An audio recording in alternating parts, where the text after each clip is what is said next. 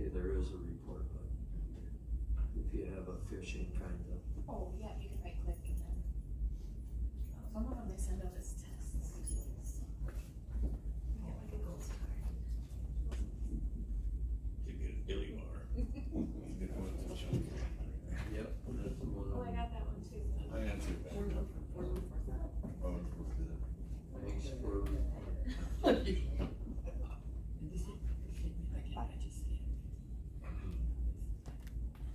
Yeah, I couldn't, I saw that on my phone, but I couldn't, there was no report on it.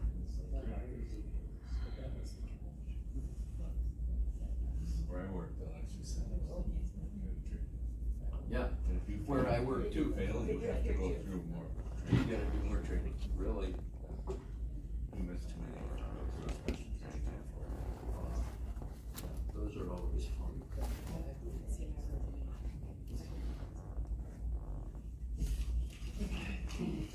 It's 3:00, call the finance committee to order. Approval of the minutes, I'll move. I'll second. moved by Mr. Meyer, second by Mr. Coggins, all in favor say aye. Aye. Opposed, same sign. Public comment, limited to 3 minutes per person with a maximum public comment of 30 minutes on agenda items only. Public comment. Public comment. Public comment. No public comment, to close public comment. Discussion and possible motion. I got this one. Forestry request to utilize Parks Trail Development Funds. Newspaper advertisement for ATV Trail and County Wood Roads open date. 200 was already approved, requesting additional $36.80. Pretty much just as John said, last month they didn't have the exact dollar amounts of what they would need for those advertisements, and we had thought that $200 would be sufficient, but they actually need another $36.88, so we just need that documented in the minutes. I'll make the motion. Second. Motion by Mr. Undershoots, second by Mr. Whitewick, all in favor say aye. Aye. Opposed, same sign. Park and Trail Development. Parks and Trails. Number 2, approval of fiscal impact for ambulance service wage adjustment for 2025.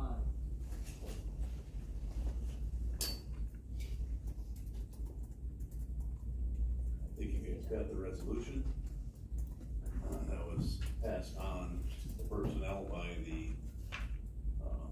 Emergency Services Committee as written. I had requested a couple changes, they did not do that, they left it as written. I think it needs one slight change yet, but personnel will take care of that. What I'm looking for is approval for the spending of the money, which was the fiscal impact of about $60,000 to my budget.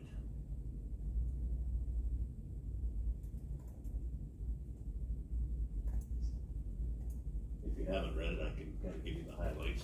Is it in here? No, because I didn't have it. Oh, It had a few changes in the last few days, so. and this has to go to personnel, yeah, right? Personnel's the one that has to pass it, you guys just do the fiscal impact. Okay. If you approve that, then it goes to personnel. Or if you go, you can deny it, it goes to personnel and they can send it back to you too. That's never happened anymore. Hasn't it? Back and forth. Mm-hmm. Yeah, first, Yeah, well, you know, I like being first at something. Mm-hmm. Wait for Phil, he hasn't hit that no button over there yet, he's thinking about it. Jim told me I need to get a yes button. or Yeah, a for certain pause things. button before. Yeah, there is, a feeling also that the full-timers, there's 9 full-time EMS ambulance staff now should be put on the wage study. All the JDQs and stuff are done, which is, again, personnel would have to approve for that to be looked into and get the numbers, and then the full board, I think, right, Jamie would have to look at that. But this is, trying to get them closer to where they need to be for me to keep people. What is the wage? They get $17.32 an hour right now. When they're the full-timers plus county benefits. Right. And then the part-time get $17.32 when they're actually out on a call. And then $3.50 or $4 on-call pay while they're waiting for the call. Okay. So this gives, all of them $1 more an hour, EMTs and EMRs. it gives, longevity pay of $1 for less than 5 years, $1.50 for those, and that's including that dollar. So if they're less than 5 years, they only get the straight dollar. If they're 5 to 10 years, they get $1.50, and 10 or more years with the service, continuous with the service, they get $2 an hour. So currently, there's, it doesn't matter how many years you've been here, you're at 1732, it's all the same. Correct, which I've never liked, but I've fought with committee members about that in the past. They said they do the same job and they really don't. Since we've got full-time, they actually do a different job than all of them. So there's more chores every day and they do most of the events here in town. I mean, Sheldon does their own, Bruce does their own if they're available, but otherwise Ladysmith does everything here for us. And then there's also a thing on there for the full-timers to get an additional $1 an hour. And that I'd like to tweak a little bit because it doesn't say whether that's when they're working on the full-time truck or not. Cause some of them work on the part-time, paid on-call, per-call trucks too, so personnel would have to clarify that. Cause that would have a little different physical impact also. I don't, Katie, did you figure that's when they were only working on the full-time truck, they get that extra $1? No, You did? no, I don't think we can really distinguish that. Sure you can. They can have 2 different wage scales. One when they're on a paid on-call truck and one when they're on a full-time truck. They used to pay me. You're gonna have to clean up your payroll then. They used to pay me $20 an hour to be the emergency management director, and they paid me $14 an hour or $12 to be an EMT. So there was 2 different pay scales for me, so there's no reason they couldn't do that. And that was, when Ted East was here, that's a while ago. So that's what it's. And then there's a length of service that goes on into the future then,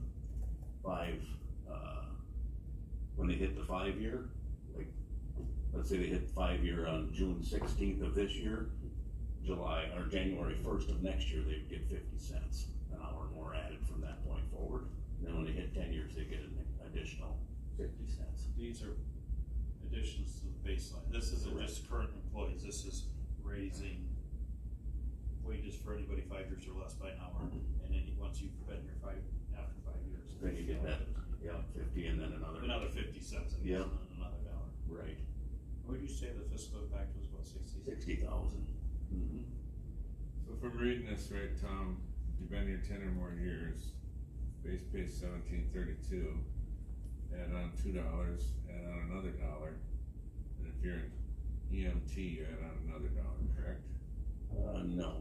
Most anybody would get me For 3. most anybody would get to be 3, so they'd be at 2032, the ones that have been here over 10 years, and full-time status, which there's 3.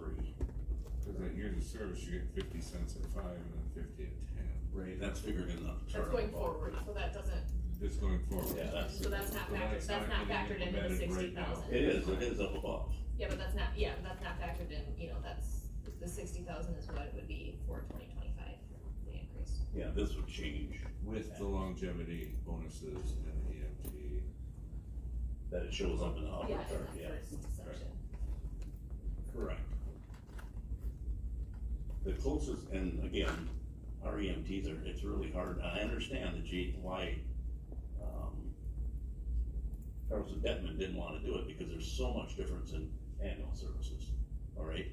I can go to Sawyer and ask them what their EMTs get paid per hour, but their EMTs work with a paramedic. They very seldom have to make a choice other than do they go right or left when they're driving, alright? That's their choices, because the paramedic's making all the decisions. It's the same with Rice Lake, it's the same with Chippewa, except Chippewa's running 2 medics and so does Rice Lake. Here, what we got is what we got, so we're really close to what, Prentice does, except Prentice is a part-time, like our paid on-call per call trucks, and they're paying their part-time, or paid on-call per call, we haven't really decided what to call them yet. They're paying them $25 an hour plus $3 on call. So they're, even with this change, somebody over 10 years, they're still $4.50 or more higher than us on our part-time people. But they did that because they can't get people. So, I'm trying to work my way, and I don't wanna, I don't think it, I'll just leave it at that. I'm trying to work this wage up where we can try to. How does wage get, like, left behind? been done by resolution, and you know, when I go ask for $1 and they cut it to 25 cents for 5-6 years in a row, it takes a long time to get anywhere, and that's what's happened. Or they said, no, nobody else in the county's getting a raise either of the EMTs. Well, okay, that's happened a few times. That's why some affected, I was in a situation that I would rather have them come Mm-hmm. than not. Yes. So I guess my question is, I don't understand how they got so far left behind based on what they do. Yeah. Everything else is more important. EMS has never been treated like fire and law. EMS is not considered an essential service, even to the state of Wisconsin. I don't understand how that can be. You know, firefighters, great people, they're a great help to us, they do great work. I think Lady Smith Fire Department probably has a third the calls in a year that we have with the ambulance here in town, you know, and we are working on, they save people's lives. I mean, I'm not doubting that, they save people's houses and property, but we're in the business of treating people, you know, taking care of your folks or you guys, and they just have never been treated that way. We get 19 on the fire. 19, for part-time. Yeah, I mean, it's not full-time. it's only on call. On call, yeah. No, that's when you're on call. You don't get on call pay, right? Yeah, 19 an hour? yeah. For when we go on call. So this would, you know, get us close to what the Lady Smith Fire Department's getting. Cause there's not that many. There'd be 3 that'd be getting 20, the rest would be 19 something. I'd rather go to a fire than go have to be on every EM. I mean, we go for lift assist. A lot of calls that come. Yeah, In my opinion, of course, that's why I'm doing fire instead of EMT. I'd rather go to, do the fire department side than EMT. Yeah, you never know what you're gonna get. I mean, with a fire, you're probably gonna get a fire. Yeah. You know, or a lift assist or a traffic accident. We don't know what we're gonna get. So this is, So Tom, is this gonna put you, cause we did a couple raises in the last 4 years or so. I don't remember what they were. I think they're- $1 last year, the first of 24, they got $1. And then what was the one before that, do you remember? And 2% the year before, that's why they ended up with that goofy 1732. Okay. Cause that was what everybody else got. I was trying to keep up with the Joneses, but hard to do that. Is this gonna fix what you needed to fix? Well, it's not gonna fix it, but at least it's a step in the right direction. You know, I have people calling me now, and Bob Lorkowski called me just when I was sitting here. I listened to his message, and he wants to put something in the newspaper about the great job EMS is doing in Rusk County and how we need to support them, and thanks for the work they do, and, you know, he just wanted to make sure I was still the guy to talk to. So I gotta call him back when I'm done here. I mean, there's people out in the community that, you know, are pushing for EMS. I did have my historian, in case any of you don't know who my historian, and that would be one Marty Hoon. Look in this today, and 60,000 would be about a little over $4 per capita, or $3.58 per $100,000 house on the levy, if it had to go higher. I'm not sure what I had left in my budget last year. I think it was pretty close, because we had a lot of repairs.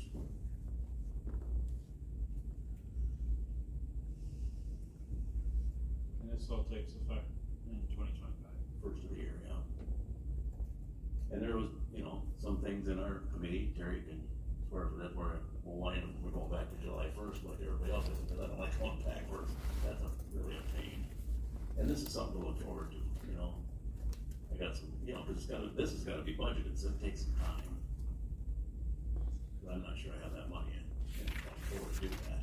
25, we've got time to get it in there.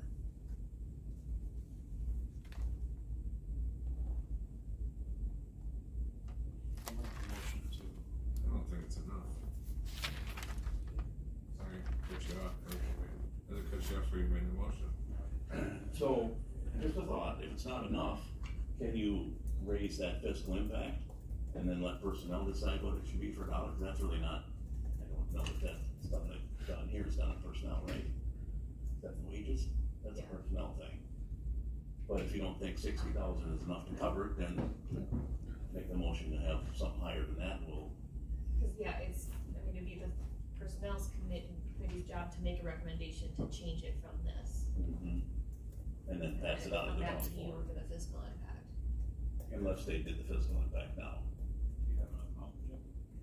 Well, I'm pondering it, but I mean, you think about it, I don't know where the average person kinda starts here at the courthouse, but it's gotta be in that range or a little more, and we're asking people to stand up. I remember there was an accident in front of our house one time, when we were out there at 2 o'clock in the morning, and, I mean, the stuff they have to do, I've seen it firsthand. It's not fun, it's nothing that I would wanna do unless I had to, I'll just be honest. We're asking people to do it for the same wage we pay somebody in most cases to sit behind a desk. I know we're not made of money, but this is not an easy job, and it's something that we need to provide as a service to the county. And, you know, God's honest truth, the reason I said it at this is so I don't get to know about it. I want this to push forward and get through. I don't want it to go to personnel of the county board and they say no, and then I gotta backtrack and start in again. I just soon get something passed this year, and then if we're gonna work on something, let's do it next year. You know, another, something to get it. And then I can do more of a wage study and see what I can find that legitimately is an equal service to what we have. There's not many out there because we're super rural. We don't have the intercept. The only place we can intercept is if we go west from like Weyerhaeuser toward Rice Lake. Otherwise, they're on their own most of the time. You have another 50 cents to less than 5, that's only, I mean, that's 1872. It's not, Yeah. I mean, be $1.50, right, not 1732, so 1882, sorry, I was off on that. But, I don't know where to roll the rest of it at so that it's fair to all parties involved. Well, then you do 50 cents on each one. That'd probably be the simplest.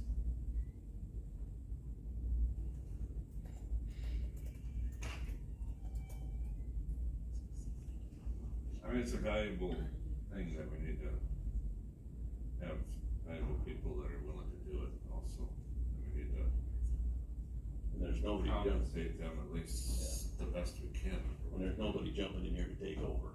I mean, nobody wants an ambulance service anymore. I think there's been plenty of years where we kinda showed them that we, maybe they've gotten the feeling that we really aren't that concerned about it. Maybe it's our chance now to do it.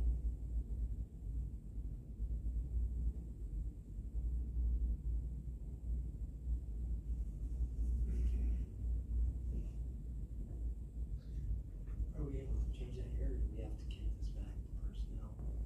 You guys would just have to throw a dollar amount out there of what you're comfortable going up to, and then personnel would come up with the structure.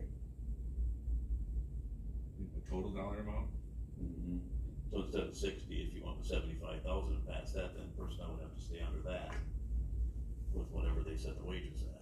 Any idea of telling us if we did add the 50 cents on the hourly wage increase? There's a lot of different But columns. I would need some time, there's like a lot of different pay codes. And people are at a lot of different levels. I mean, I would guesstimate it would add about 40% to that 60,000. I was thinking about a third. I mean, if you look at the wages, you add them up, it's $4.50 total. And if you did another 50 cents, that's $1.50. It also So that brings depends it to 6. I know, on- but Yeah, where it's at is 60. so that'd be roughly 40% be another 24. Yeah, be 24. 40% would be 24, which So takes it to 84. That should cover it. Would this have to So come it'd back to probably be personnel? another, No, Yeah, because they don't, all they do is pass it on. What do you think it'll be, about 15? well, because the number of hours that I based this calculation on, which was based off of July 1st, 2023 through June 30th, 2024 hours, there was, almost 24,000 hours. So that would be 12,000 plus benefits, so 15,000 probably. So the 75 would be pretty close.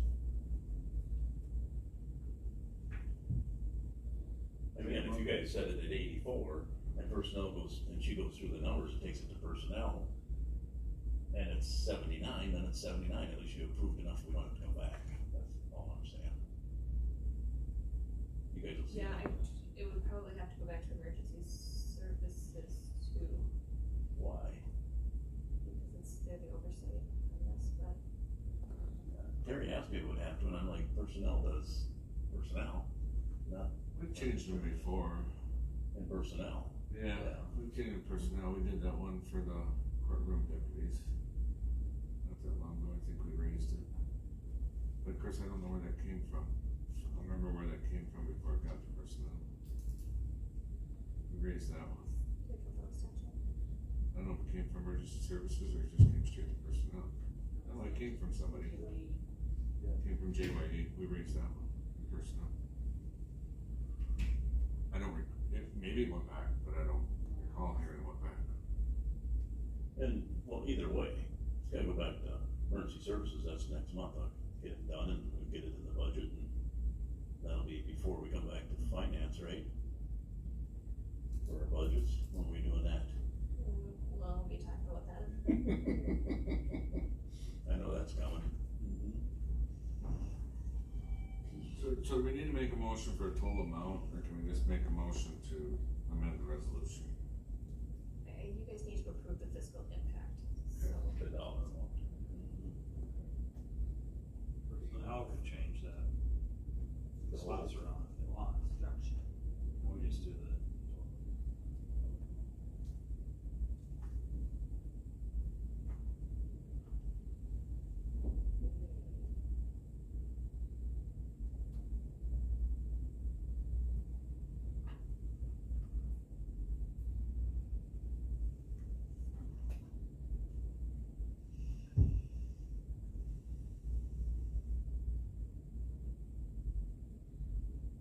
What's everybody thinking for now?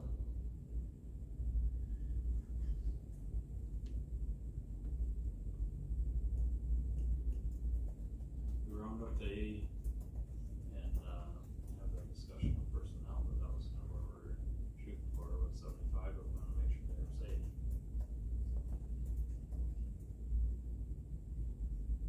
Sure. That's a motion, Mr. Anderson? Sure. Second. Second by Mr. Meyer, all in favor, say aye. I abstain, for the record, I abstained on that. I've got a daughter-in-law who is on the EMTs. Yes, she is. All in favor, say aye. Aye. Opposed, same sign.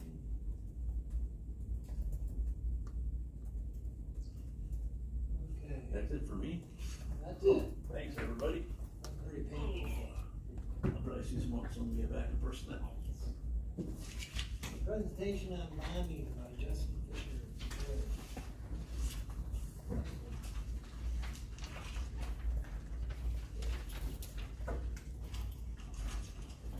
Good afternoon, everyone.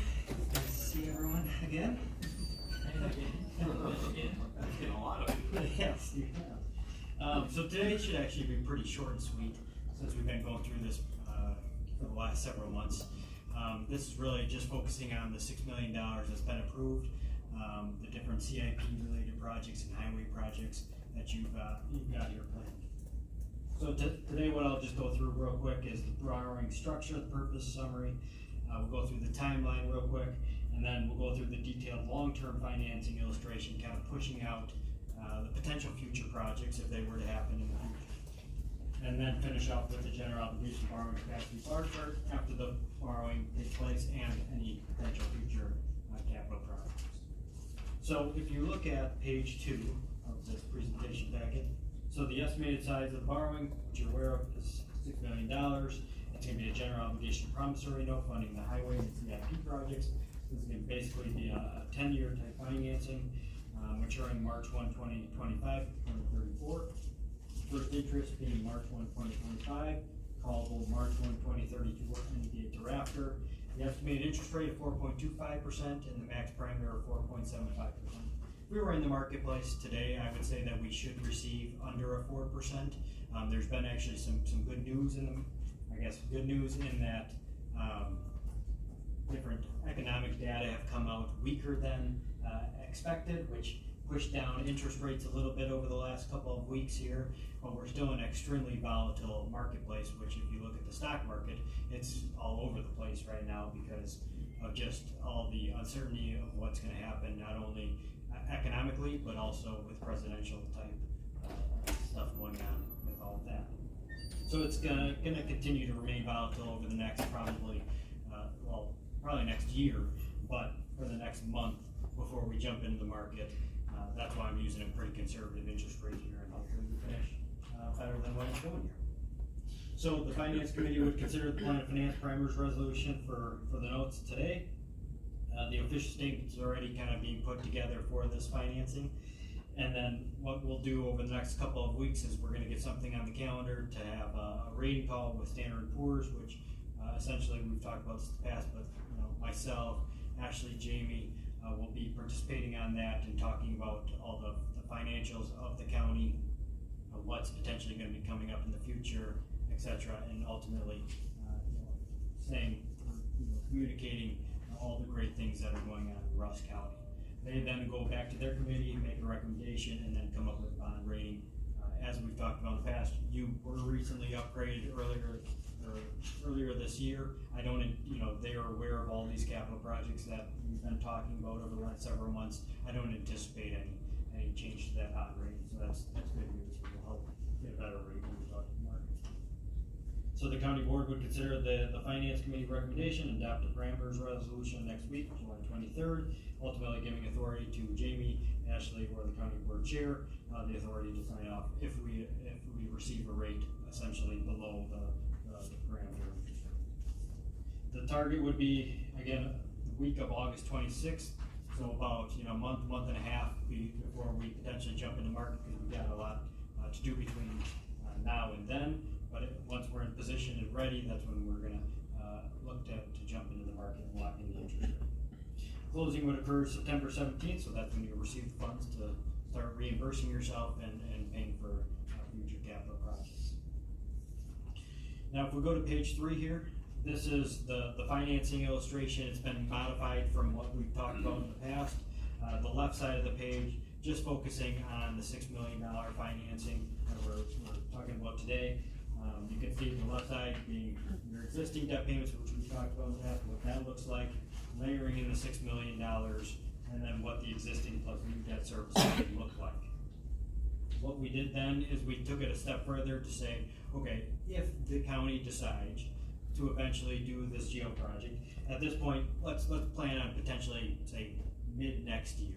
That gives enough time to potentially, finalize things if you want to pursue it. We get prepared early spring, and then potentially jump into the market, say in that April, May timeframe to potentially close in June. That's all, again, a moving target depending on what the county decides to do in the future. So we layered in a $31.5 million financing for that first piece of the puzzle for that. Then the following year in 2026, getting back on the normal $3 million every other year CIP type financing structure, finishing off at the same time the $7 million to keep it at $10 million or less in the calendar year to get then qualified interest rates.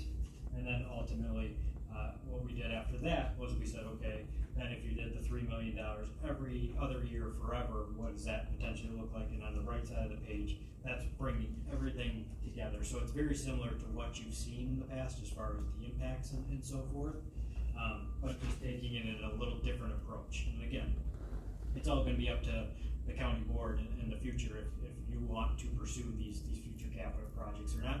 But from long-term planning perspectives, we want to be able to at least take a look at everything to say what would things look like if you do approve or not. That's just purely a craft for informational purposes. That's not what's on the resolution. It's correct. Is only the $6 million. Only the $6 million. It's already been 100%. Yep, that's correct. So then, if we go to the last page, page 4, I think this is a nice visual. We've talked about this visual in the past, but again, this is the general obligation borrowing capacity bar chart. And Jim, one of the questions that came up in a prior meeting was, we potentially have this other project that we are thinking about doing, say 10 years from now. how does that how does that factor into the overall general obligation borrowing capacity bar chart? And, you know, using that growth factor of 2.5%, which again, hopefully is conservative, but again, who knows?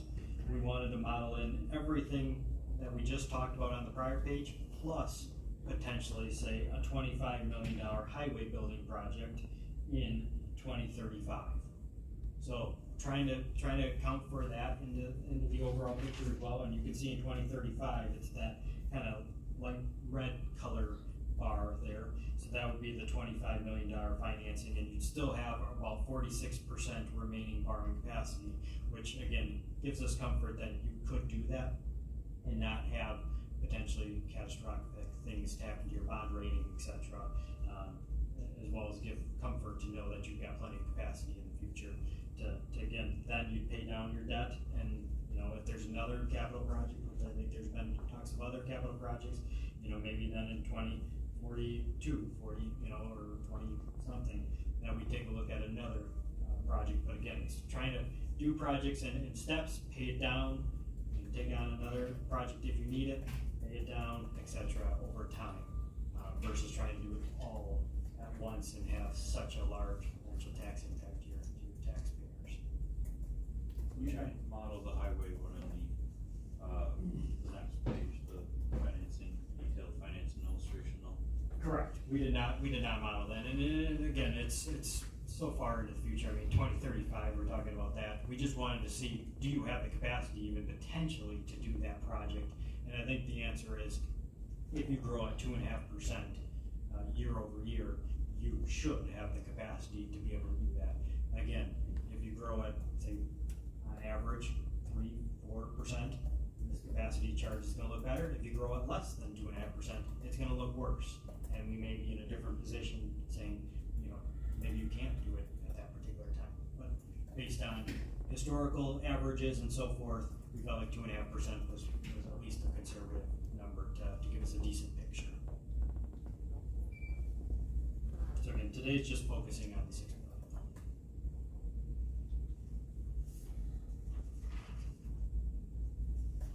So with that, I'll entertain any questions if there are any. But yeah, just a lot of steps between now and next month, and then fingers crossed that interest rates hang in there. We'll go down. Oh, yes, absolutely, absolutely.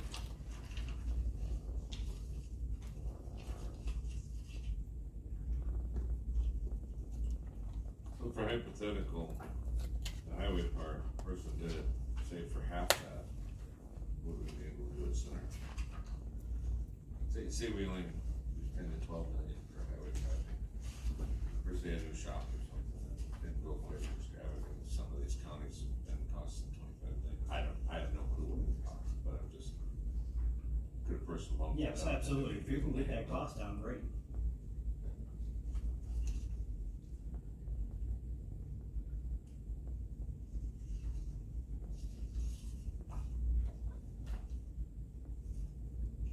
Looks like you've got, well, you know, you built the tail end in at 38 and a half, no overage either. That's the part that scares me, project.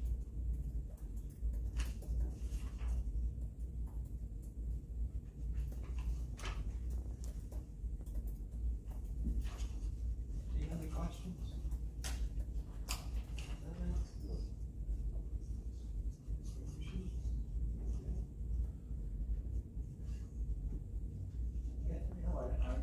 Got nothing today? Mr. Whitler? Yeah? I'll make a motion that we move ahead. Like on that, are you motioning to approve that resolution? Yes. It's a motion by Mr. Whitler to approve the resolution. Is there a second? I'll second. Second by Mr. Coggins. All in favor, say aye. Aye. Opposed, same sign. Motion carries for the resolution. Thank you. Which was the county board. Yep, yep. Thank you, Justin. Thank you. Thanks, Justin.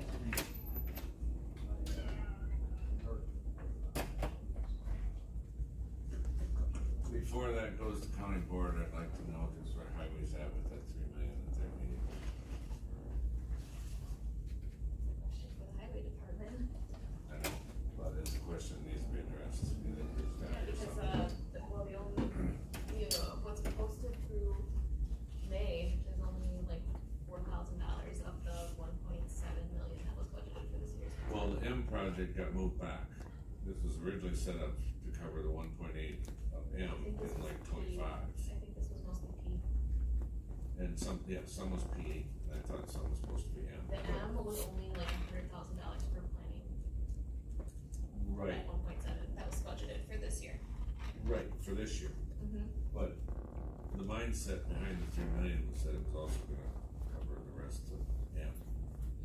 Oh, Now, right, M's out to 27, and but we still are gonna have to do road projects to keep our guys Right. busy. problem is they've been very limited this year, so we're gonna figure out what's gonna happen next year.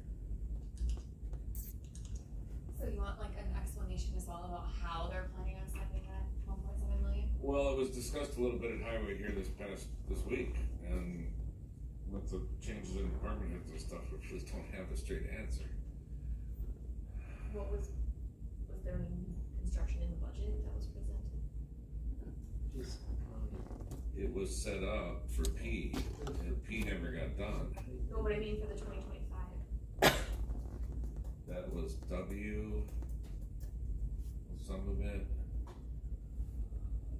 just did that paper down. and M right now is Cause like I understand gonna that, be minimal. you know, for and next that's gonna year. get pushed out, but They're gonna need they're some still money gonna for have to M. be doing I projects. think there's 3 highways on there. W was one. But P didn't get done this year, and it needs to be done, I mean. So. They did some work on D instead. D was on there this year, wasn't D? it? Didn't they say? It got moved in. They said- D was not planned, I thought they weren't gonna do P and they were gonna do D. well, he changed up, P got changed up kind of this spring, if I remember right, and I don't remember the reason why. No, we asked and nobody could come up with a answer. Yeah.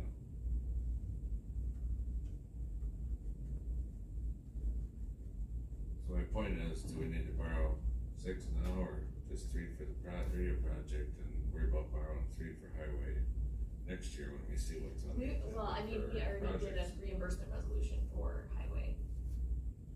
What's that? We did a reimbursement resolution for highway projects for this year already, and I don't know, they're still working on closing out in June, so there could have been more charged for June, I just know May is what's closed, and that was about a little over 4,000.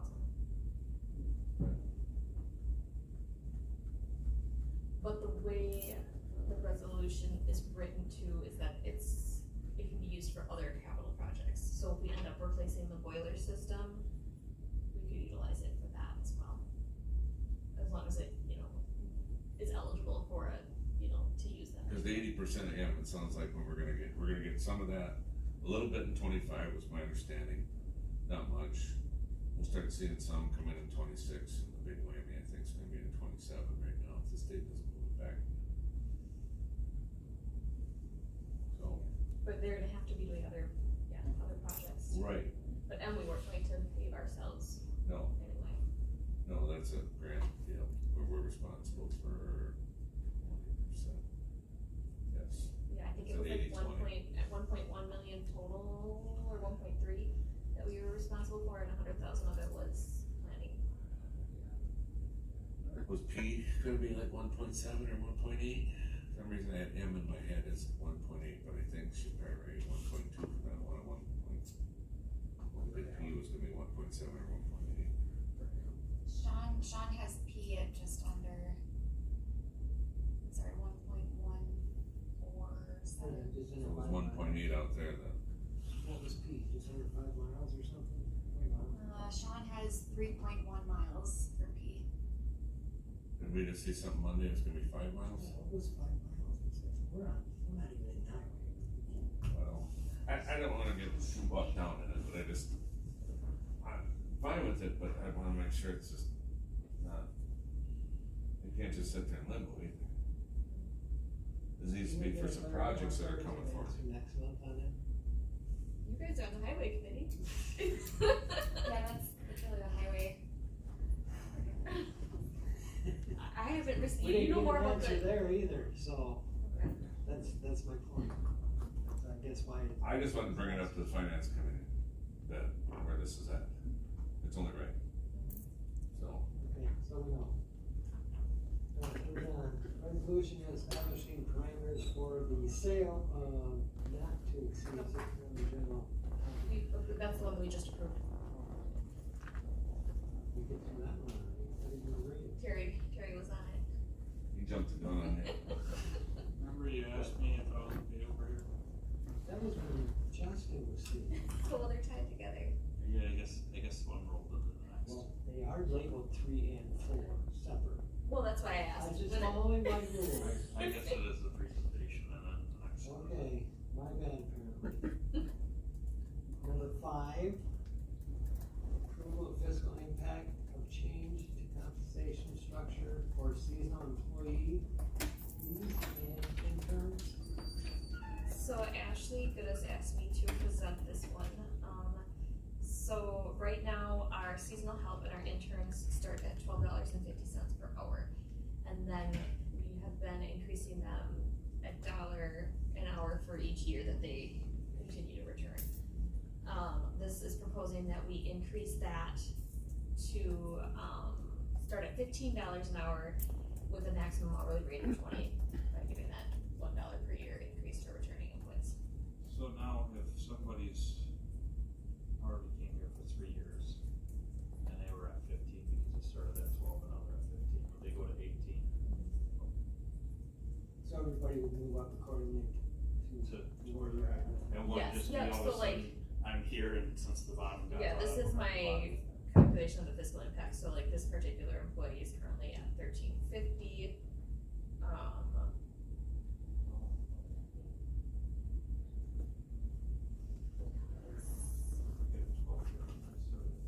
Wait, but sorry, when does this take effect? January 1st, 2025. I'm trying to think of which person.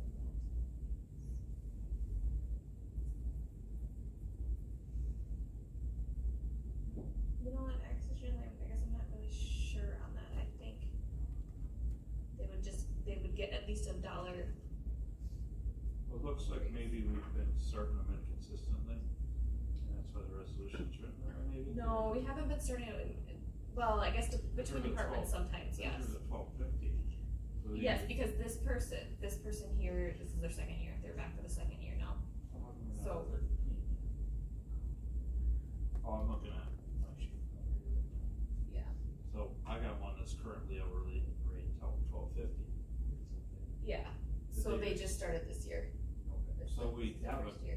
So they would get an hour increase, but, you know, obviously if they were at $12.58, now they would just go to the 15, so sorry, they would not go to 18, they would go to Starting at 50. 15, and then after that, $1 an hour per After year. that, it would be accordingly. I was just wondering why, how it got to 1250. If everybody's been starting at 12 and going up $1 a year. No, they're starting at $12.50. Oh.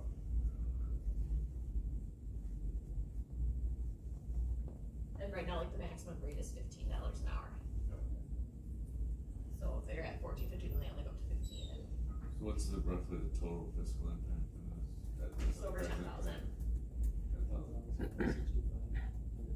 How many seasonal employees does it cover? Is this all of them listed here? Yeah, so about 9.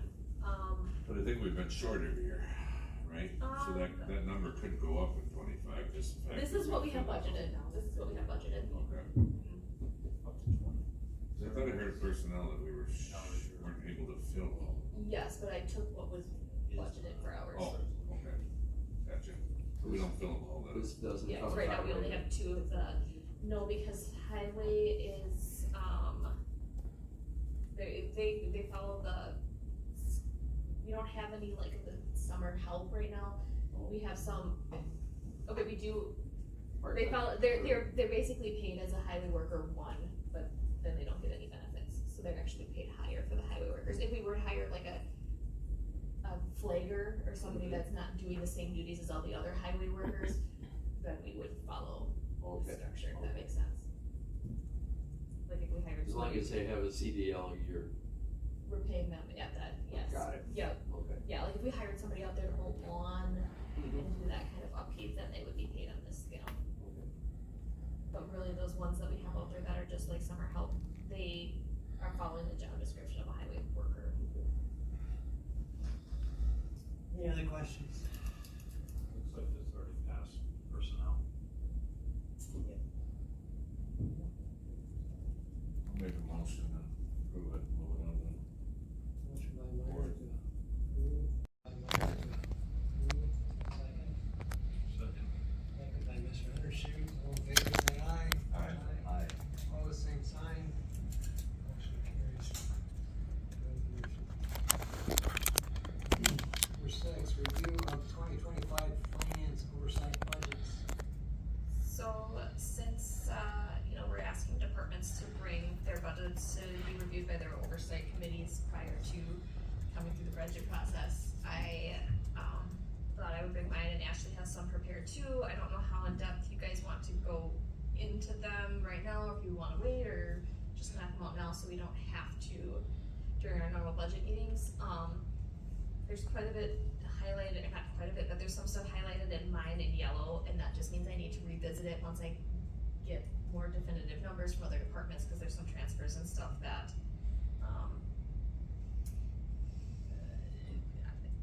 for like the power line funds and that kind of thing. I don't know what that's gonna be until I get the request from the other departments to fill in those dollar amounts, but, so do you want me to go through what I have, or did you guys look at what I sent out? The committees, look, or committee members look at, sent out. I can be honest, I browsed through it. There's really, nothing super significant. I think that the biggest change in the finance budget itself for 2025 is that we no longer have to have this restitution budgeted because our last payment was made this year. So that's a reduction of 66,000 right there.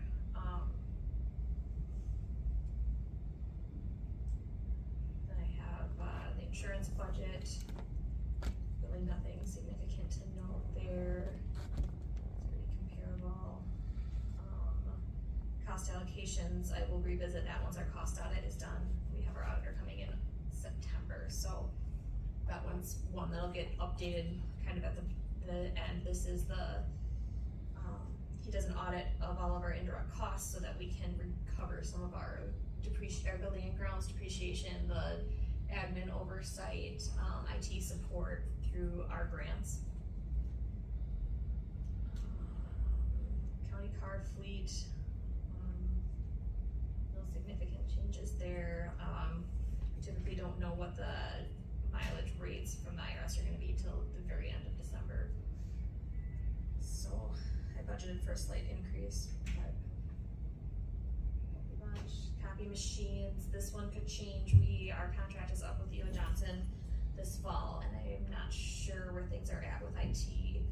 I think they were working on kind of trying to negotiate that contract, possibly looking at other vendors, so, this could change. Our print copy costs our total pages printed has gone down significantly in the last 5 years, especially since we implemented my viewpoint, because, invoices are routed electronically. People aren't making multiple copies anymore to keep one in their department and send it to finance for processing. So that's, and the clerk of courts and the DA's office has been working on going paperless too, so that accounts for a big decrease. So I'm really hoping that we can renegotiate those contracts to kind of account for that. Otherwise, we will have to look at changing our rates for what we do charge out for copies, because right now we had a fund balance in there, but we're kind of depleting that now that, when we set the rates, they were based on, whatever average was at that time. And now that our average has gone down, it's not necessarily recovering our fixed costs anymore, and our contract hasn't necessarily gone down to accommodate that either. So hopefully we can find some cost savings and work through that. Sales tax,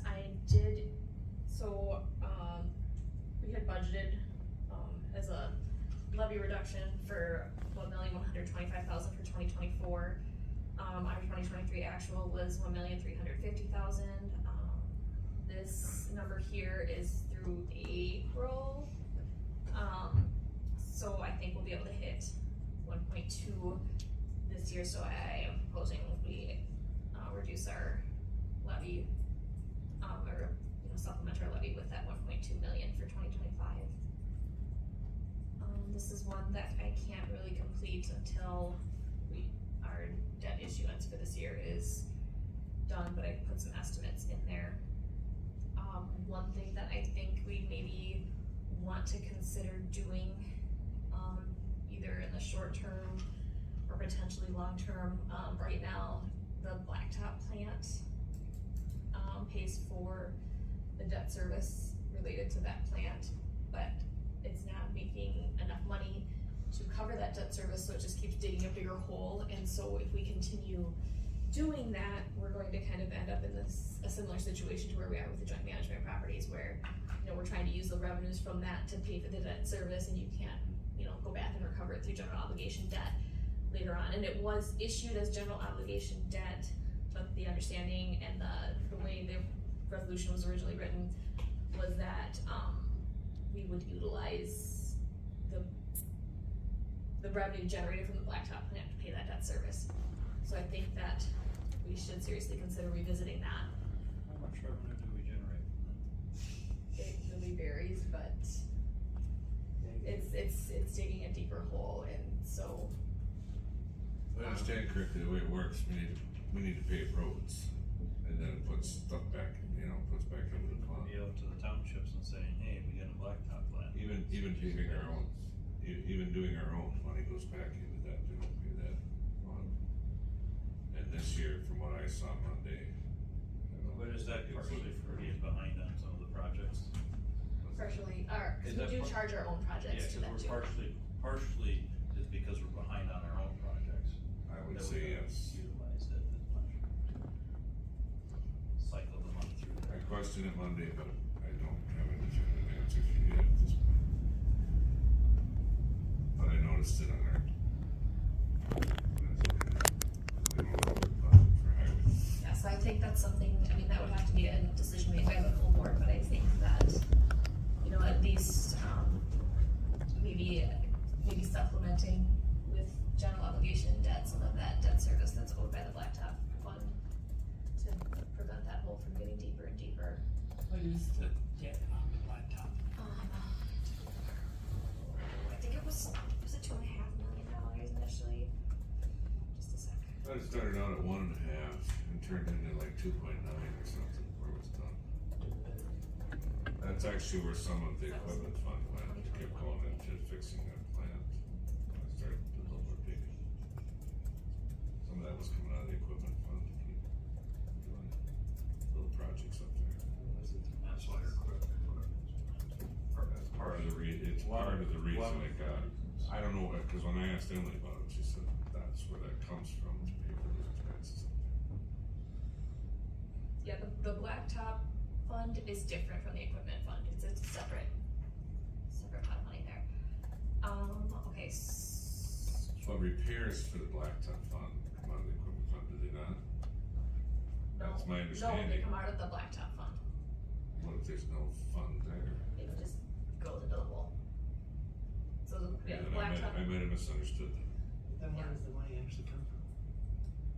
You have to say transfer money. The general fund kind of flows it behind the scenes. Which is just about empty. No, like the county general fund. Yeah. So it sounds like it has the same bank account as everybody Yeah, we else. have It's pooled just a matter cash. of So each one of our funds has a 11101 account. And then those all pool together behind the scenes. And so like we have multiple funds. We have 20-ish funds. So when I make a journal entry to charge forestry for highway services, I'm going to, create revenue in the highway department and create expense in the forestry department, and then behind the scenes it moves the cash between those two funds. And so the highway fund has a negative cash balance, but overall the general fund, the pooled cash has a positive cash balance. The money never moved out of the bank, but it's from this fund to this fund now. Right. Yeah, that's it, it's a self-balancing system. So then when we do our financial statements, it's, you know, there's a liability on that highway funds, cash due to the general fund, and the general fund has a receivable or due from other funds. So, I thought it was more than 1.5 million. When did we? Oh yes, I think it was 2 million, but then I think we gave 500,000 out of the general fund because of that money that was taken. Maybe. But, It was taken out of the on the equipment fund yeah. for the plant, correct? Mm-hmm. So there was So- 500 taken at the purchase of the plant. Yes, oh, maybe this was issued in 2020. I got one more spot. Those were 2 trucks went at that time. At that time, they probably were 50 piece, another like 330. It's probably one of these, I'm beginning to think that. cause our old plan kicked out more tonnage than the new one right now, can you think? Stuff, couple of down the end of that, right about this one, if we kept pushing with that one. It's okay, Jamie, I was just wondering because Sounds like. I've heard a lot of reports about that blacktop plant and whether it should even still be operating. What's the chances of putting that percent? It was 1.5 million that was allocated to that, and that's a question for the highway committee. But Nice John, try. John, what's the chances of putting that up for sale? In my book? Wow. I think there's some truth to the fact of having it. I've got a lot of questions about that plant too, but I think there's some truth in having it to keep bids in the county honest. Because if somebody has a monopoly, then they. Because a lot of these bids that we lose to townships, I've been to some of them, county bids, but they come in and bid them cheaper because they know where we're gonna be at, is what my understanding. The part that confuses me is when we bid a job, we can't make any money off it. We can only bid what cost will be, right? And somebody else comes in and they bid cheaper than us making zero profit on it. Which I know, means that our, baffles me too. our blacktop plant is very not efficient.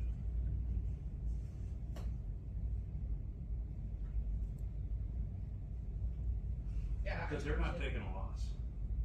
Companies don't bid money to take a loss.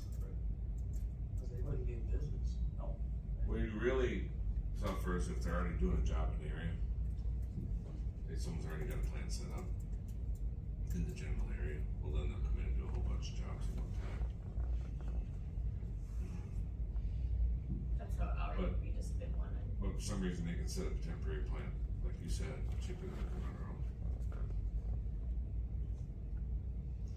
So,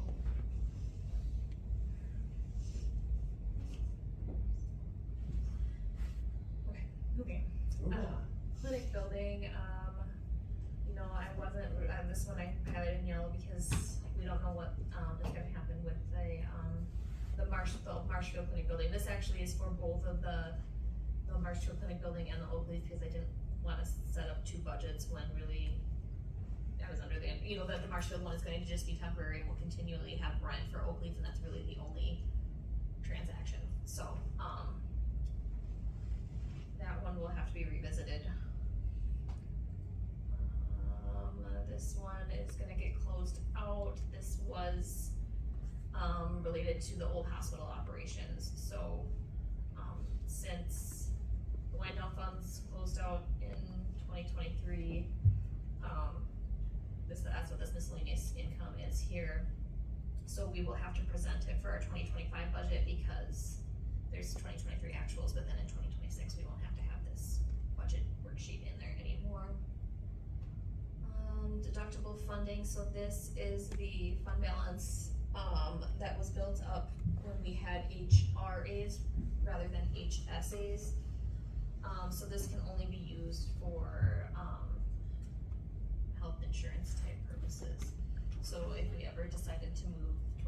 funding, this would be our kind of this cash balance to get started with that. We do utilize it for, some expenses related to the HRA balances that are out there. But there's really not much activity. Those HRA balances roll over year to year? So, I thought typically those expired. we did, so back, I think it's 17 was maybe the first year of the HSAs. Prior to that, employees had HRAs and they were allowed to roll over a certain dollar amount per year. I think it was 2,250, and this was before my time. So balances built up. This is not, this $1.5 million is not, owed to employees. This is what was, so say for example, Excess that was not allowed to be rolled over. right, yeah, Okay. that had been charged out, that was available to employees that didn't get utilized. So, it's okay to carry this balance as long as it is used for healthcare or health insurance purposes. Can that be used to offset some of the, Exactly the Like question health I was insurance thinking. increases, yes, it could, but then it's lawn? gone. That's just kind of an oversight. We are using it to pay the, basic life insurance. So that is being charged to this budget in 2024 and budgeted for 2025. What was that? And that's how much? I have, no, well, it's about 8,400, we don't know what are, if the rates are gonna go up for 2025, so I put 10,000 in for 2025. Those rates are usually pretty flat though. Really? Was it locked for 3 years? Yeah, that sounds I right. think we might be locked for Yes. 3. So 3 you got now?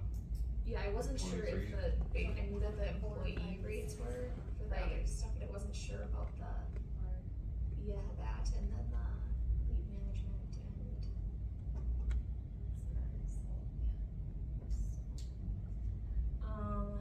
This is the ARPA funding, I've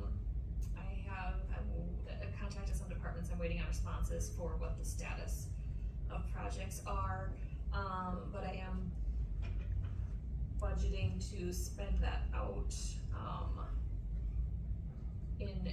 there's one that'll be carried forward into 2025, but then I will be bringing a resolution forward yet this year to de-obligate some funds that were underspent on projects, and then, the county board had made the motion to utilize the remaining ARPA fund balance towards the purchase of the Lake Avenue Clinic. So I will be bringing a resolution forward to do that, but I just kinda wanted to, Might as well Keep it wait clean. until November so that we're as close to knowing, cause after December you can't. right, so I do have right, yeah, I'm hoping that I hear back on these projects that aren't closed out yet. And so that we can, as soon as I get definitive, like, hey, this project is done, you can close out the rest of this balance, I will bring that resolution forward. This is the jail assessment, these are fees that are collected by the city and clerk reports and turned over, and so then half of it goes to jail, the jail budget, half of it goes to the jail maintenance budget. So I just projected that based on historical amounts. Power line, this is one that I need to wait for other departments to submit their requests for power line transfers. This is money that we receive because of the transmission lines. We will be getting it for another probably 30 years, but it decreases every year. So, budgeted for the annual payment, and we'll be doing some transfers out of that. The equipment fund, this is what's been approved to spend out of the equipment fund so far this year for that batwing mower, and then just budgeted for another 25,000 to build, keeping that fund balance. This fund is just used for, unforeseen equipment purchases that weren't budgeted for in the respective budgets for that year, but when the purchase needs to happen yet that year. Capital projects, waiting on the highway budgets to finalize these numbers for what they're going to finish spending out in 2024 and utilize in 2025. But what's in here now is for that 3 million total between the 2 years.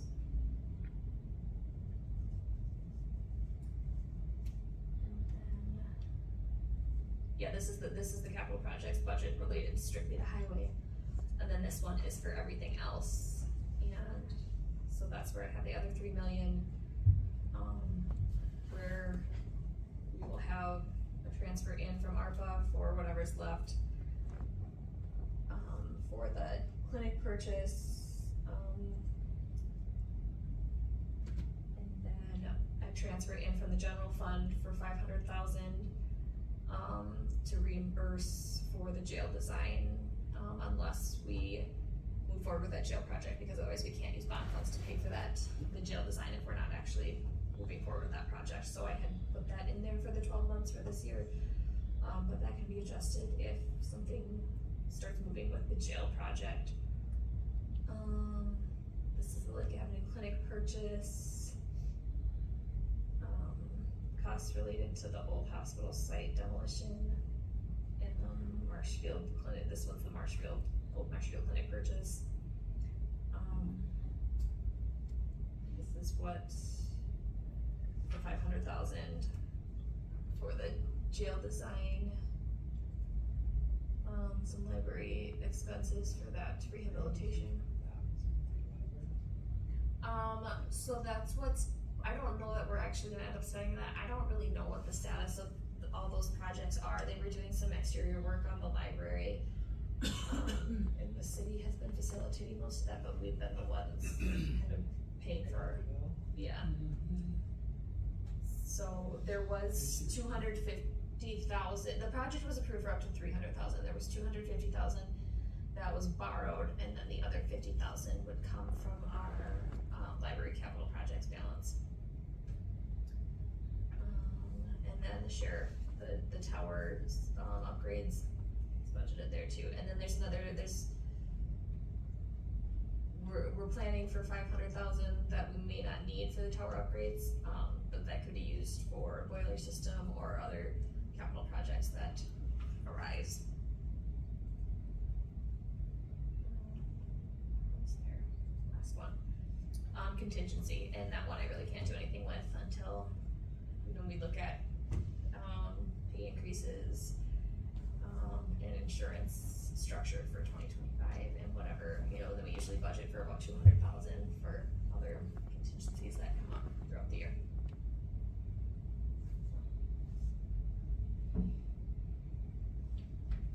So back on your very first page, you have something on there, I see for joint management, something.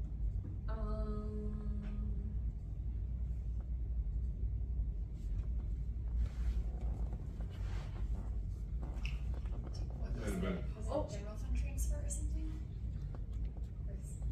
that might have been a page or two later, Yeah, I think I saw something too. Well, I see it, I was gonna try to. Oh, here, this, cost allocations? Yeah. Yes.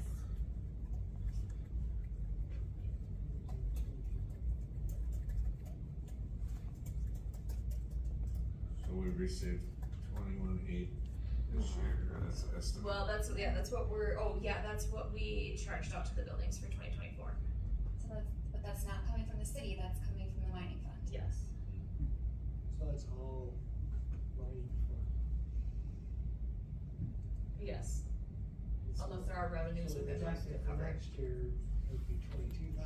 Well, that's what I'm budgeting, like I said, he's coming to do the cost audit in September, so after he completes the cost audit, he gives us a summary of allocated costs, like, these are and it's separated by department, so then I'll know, like this, The 6-month and the 12-month are the same for joint management?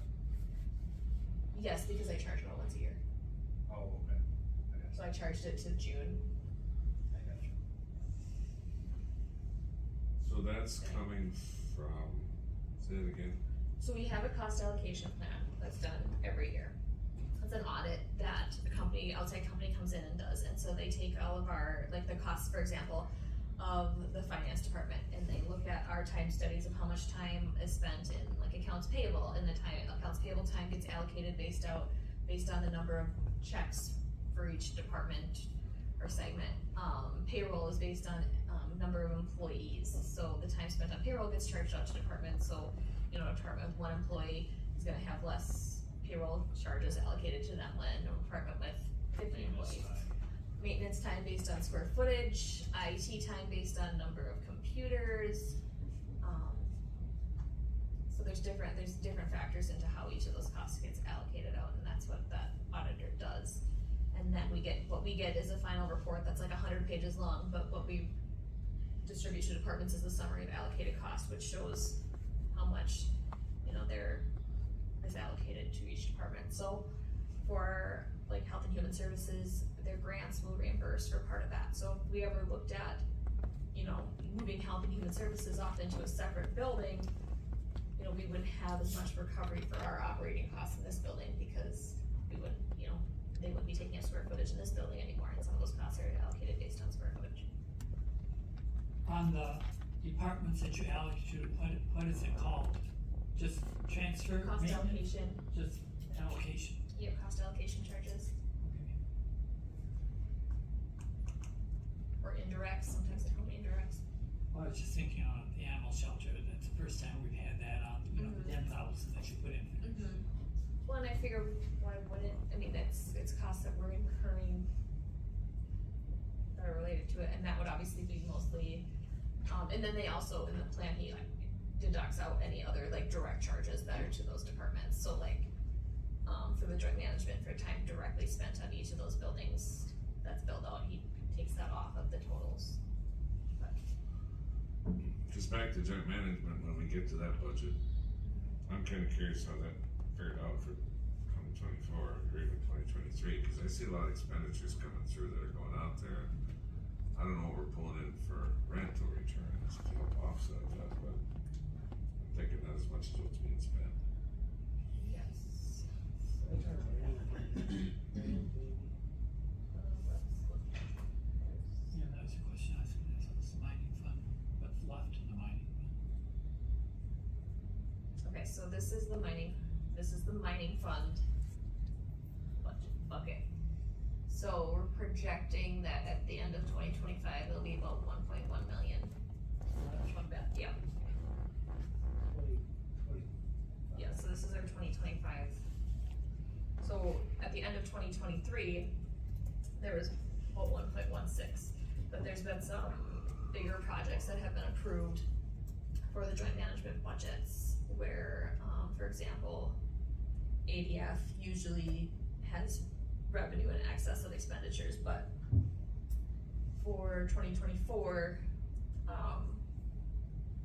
we are budgeting or planning on, there's paving, there's a rooftop HVAC that's been approved, so that's almost 133,000. So the rent that comes in is a little over 85,000. So we're budgeting that the mining fund is gonna have to cover The rest. so that's the 62,000. So, based on what we're budgeting for 2025, at the end of 2025, the joint management properties will owe the mining fund just under $900,000. How much of that is gates? At the end of 23, it was 833,514.55. Wait, which direction did that one go? Sorry. Yeah. So a big chunk of that is gates. And then there's other buildings where it goes the opposite direction, so Right. that's the net. So a big part of gates is from the borrowing, where we didn't put that onto, we did not put that on as general obligation debt. So we just kept digging a bigger hole because we're trying to pay this debt service out of the profits that weren't there to pay it.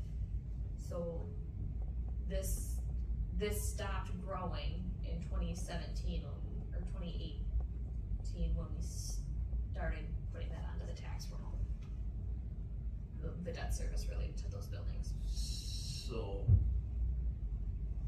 but Gates is full with tenants, but the sheriff's department is out there taking up a big part. And the argument the city always has is that sheriff's department doesn't pay any rent out there. and then county says, but we're paying with our mining fund. So now I'm hearing, but it's the mining fund, so I mean, if that was all, if the sheriff's department were paying some rent out there, what would our deficit be out there? It would just be reducing the, But by how much would it reduce that? it depends on how much rent. Maybe. If they were paying a comparable warehousing rent, say like the paper mill is, equal to that, cause I would consider that warehousing. Is that $4 a square foot per year? I think it was going to 3. 3, I okay. think it to be increased to 3. So that'd be about 60,000 a year. And on a yearly basis, the mining fund is supplementing that building to the tune of what? But the city police department does have storage and gates too. I get that, I don't know what the breakdown is. So You don't either, because I asked that. I'm trying to get all the information I can, cause I 2023, can't argue without good information. Um, You're right, I argued the same. the transfer in from mining was just under 15,000. Okay, I asked for the same breakdown, because the city is out there too. Yep. And all I get told is, it's all in one lump sum. Of what they pay. And that doesn't give me a square footage of what you're audited for based on what you're paying either, so is that kept separate out there? I Does anybody know? I have no idea. don't think, I think so. I mean, is it segregated, this is city evidence and this is, No, like the last time I was in there with Jeff, it was like ours, theirs, theirs. It was just kind of all together. What about the offices though? Are some of those different? I think those might be separated, but in terms of like the bigger evidence, it's just all there. there's offices out there? Yeah, cause it used to be 5R. Yeah, Yep. Most of the offices are empty. Most are, but I think they've got some like paper all files. files. Mhm. Have you been out there, Ryan? Next week, after we toured buildings last month, out along Dowdy, all those, we're doing gates and, bricks. So are we out of that agreement now with that mining fund money? Wasn't there some agreement with economic development or something there, for so many years? Oh, yeah. Oh, with the Gates building? Yeah, over With the 30. mining The fund? mortgage you're talking? The Florida grant is the same, Yeah, so it's the same, Oh, gotcha. yeah. so now you, yeah, Florida grant still has their own. Sounds to me if we're gonna consider selling the asphalt plant, we might as well consider selling these buildings too. So, do you want me to I go? guess the city. There has been some talk that way, so. The city can always split the rent, and at least pay 30 a year towards, for evidence storage, they wanna split it. Okay, so this is the economic development budget. Sure. So we don't have an economic development director, and I don't believe there are plans to put one in place in 2025, as that didn't really make it anywhere this year. We're budgeting again for having an intern. Kiergan is working out amazingly well. Hopefully we can retain her. Down to other expenditures, would like to keep special projects at 8,000. We just approved 3,500 for some advertising. Marketing, right now we're just doing a lot of tourism marketing. Hopefully though, with this test run we're doing with economic development marketing, we can beef that up for 2025 as well. Advertise some of our open buildings, land that we have vacant throughout the city and the county. What does the county have for vacant buildings? The Forest Industrial Park right now is what's vacant, but the city's working that Out of deal. Tony? Or, no, the Tony Rail Yard, Tony and Jesuit buildings is what she's talking yeah, sorry, Oh, yeah, Forest yeah, yeah. Industrial, yep. So Okay. Tony Rail Yard is actually being rented by Excel right now, on Okay, a 1-year lease, Okay. so we can, that's on the marketing website, that Tony Rail Yard. and Dave Worsba from, the Economic Development, Wisconsin Economic Development Corporation, I think, is constantly kind of looking for people interested in going there. But is that owned That's ours. by the county? Okay, it's not a joint, okay. And then the city, of course, has properties as well. We wanna advertise everybody's open properties. So that's what we're looking for with our economic development We marketing. just want businesses in the county, period. What's that? We just want businesses in the county, period. Yeah, we don't Whoever- care whoever where the owns land building, is, yeah. Whatever. Yep. And then like to keep convention dues the same. So hopefully we can, if we can get an economic development intern in, like, at the beginning of the summer next year, it'd be nice to send that person to some conventions to do some networking, maybe meet some reps for companies where we could do some marketing, things like that. And then Northwest Regional Planning Commission, went up a little bit, I think, with their, Down actually. oh, awesome. Yeah. So they are, really helpful for Rusk County, so that is a group of several counties that, pay into Northwest Regional Planning Commission, therefore are doing our comprehensive plan. They also offer, resources to, so let's say someone calls my desk phone and they say, hey, I'm interested in starting a small business, but I don't have any, like, funding, can you help me with funding? We forward those people to the Northwest Regional Planning Commission, they'll get them in touch with, loan opportunities, grants, and things like that, so. Should we be budgeting for the comprehensive plan here? Sorry. Yes, because I don't think that will be completed until after the new year, I think. Well, we connect with Sheldon, he's looking into that grant as well. So that's a huge benefit for Rusk County. So the ask is $53,367 from the mining fund. That is what funds our economic development. Okay, so then 665 is the revolving loan fund, which to my knowledge has not been active for years.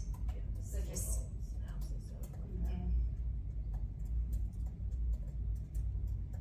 So what is that?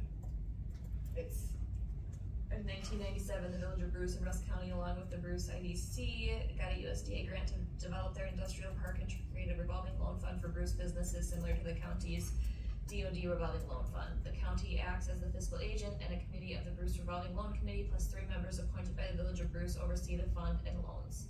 Bad loans are written off. When I first started in 18, there was a couple of loans out there. One for the cafe at Bruce, and then there was another one for maybe like a mechanic shop that were paid off. Otherwise, I have not seen like any activity in here. And I haven't heard that there's, I mean, Andy probably had some, I mean, he was the one that would collect those, but I haven't heard that there's been any sort of activity or businesses looking for loans through this. okay, then 666 is the tourism budget, so this is what operates the visitor center. This year we did give a pay increase to our contracted employees out there, they're contracted through Westlake. So budgeting for possibly another increase in 2025. And then on the special projects line, so the tourism committee, and Phil, jump in where you want to, is investigating the possibility of updating our visitor guides. So like think of like when you go to the Wisconsin Dells, you can get that booklet that you flip through and all the resorts and water parks and stuff are in there. I've been looking into printing costs, and if we go with like 5,000 printouts versus 50,000 like we did last time, We still got like $1 million yeah, we're like drowning in They're way outdated. guides, yeah. I think we can probably do this project for about $15,000 if you include in there the cost of like design work, and creating new ads and things like that. So that's why I bumped up special projects for 2025. We are hoping, so one of the things though with those books is people put their advertisements in there, so we might be able to get a good chunk, if not all of it back in the advertising from the different businesses.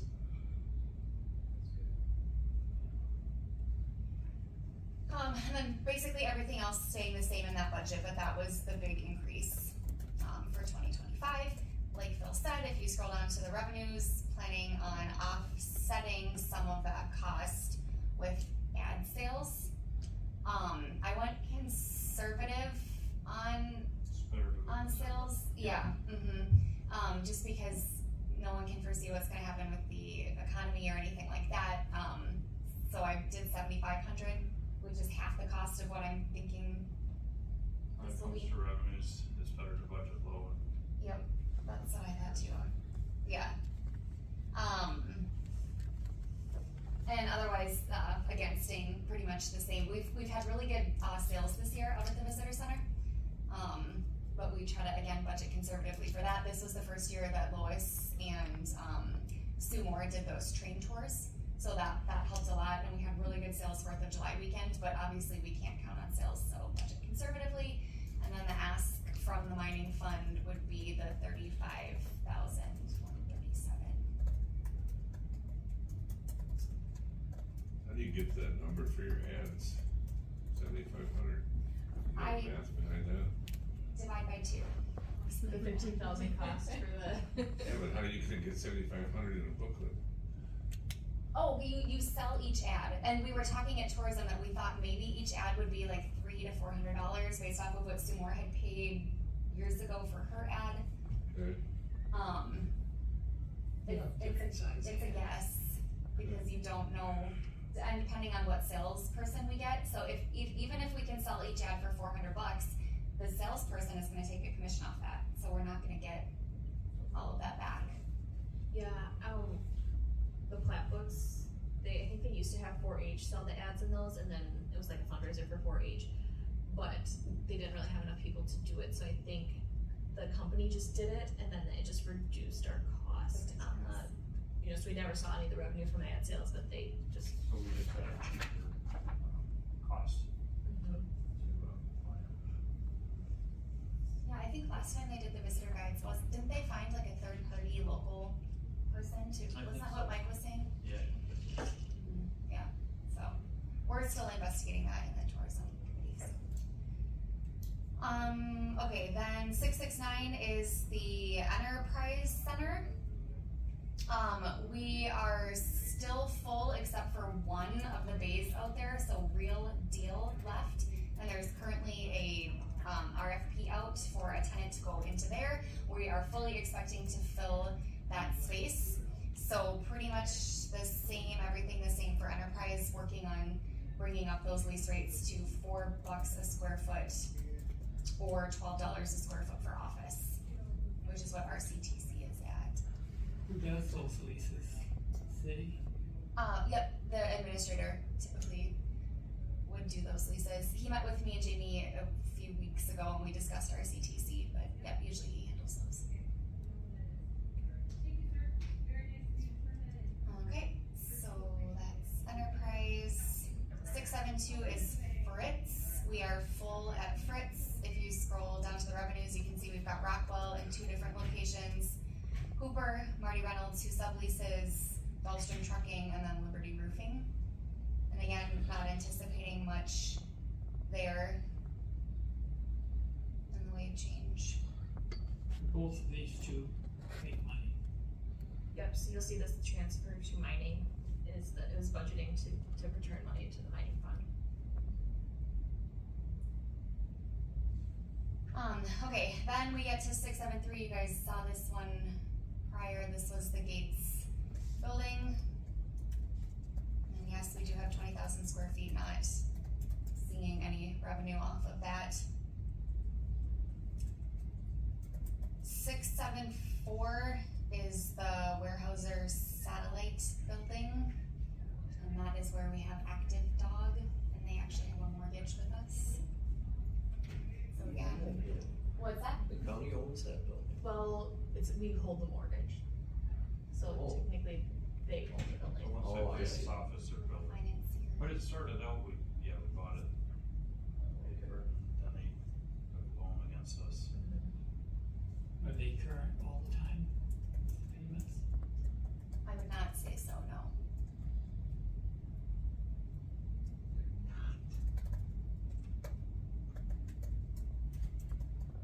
guys always have Well, to this ask doesn't the look wrong too question. bad for this year though.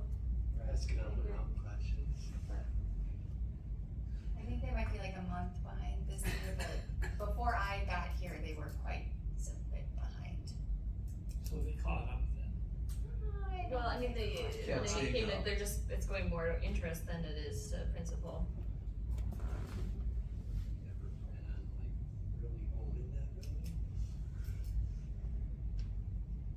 I don't know. Is that a 20-year term then? Till it's paid off is the term. Well, I get Yeah, that, I was don't- it I don't know written what up the as a initial- 20-year? Right. I don't know what the initial term was on that. I remember, we did that when Andy was here yet. Remember that whole deal going through? Oh, I think it was before you were on the board. Well, there was something that came up while I was on the board about to purchase that building. Oh, okay, cause, yeah, ever since, I mean, cause I started in 18 and we had the mortgage then There was already. something that came up again, first year I was on the board, I just don't remember, with purchasing it somehow. So, if we do transfer money back to the mining on that one. 'Cause I wonder if they weren't renting it before. Yeah, but I think they already have the mortgage when they. Yeah, I don't remember, I just remember discussing it once at work. So the minor building here, that's Gateway. I kept the repairs the same for 2025. I know that Gary had done some, I think, concrete work over there. But I hadn't heard any updates of other needed repairs. 679 is the real industrial park, so that's what's out in Tony. And nothing really changing here for 2025. We're expecting Excel will probably re-up with us. When is their, lease up? Yeah, we negotiate, It's still through December, right? Yep. I think it's through like December 24th or 25th. It's random, it's not the 31st. Yeah. And they're at $11,000 a quarter, so. 680 is, the Dowdy Road building of the Forest Industrial Park. That this building has been empty all year long. So not looking, great for expenses versus revenues for 2024. I did budget for 2025 with the expectation that we would have a tenant. And I budgeted $48,000 in rent because that is what the lease would have been had we still had that old tenant. It would have been the $4 per month, per square foot. And it's a 20,000 square foot building, and this is our heated building, so that's why we do have utility costs for 2024, because after that tenant moved out, we are not paying utilities on that. And this is a joint owned building, Yes. why don't we sell it? They've got something in the works right now between that building and the building to the north. of Oh, and Jazz. joining it and all that stuff. Right, We right. wanna My hope is that we can sell, both of them. yes. That's what I would like to do. I don't know if the rest of the county board is that way. Everybody I talk to says get rid of it. So go back one. So right now, we're looking at 17,000 for income. Hopefully for the. No, that's No. a transfer in from the mining fund to cover the expenses. So right now, there's been no income for the year at all. Right, Right. it's empty. It has been.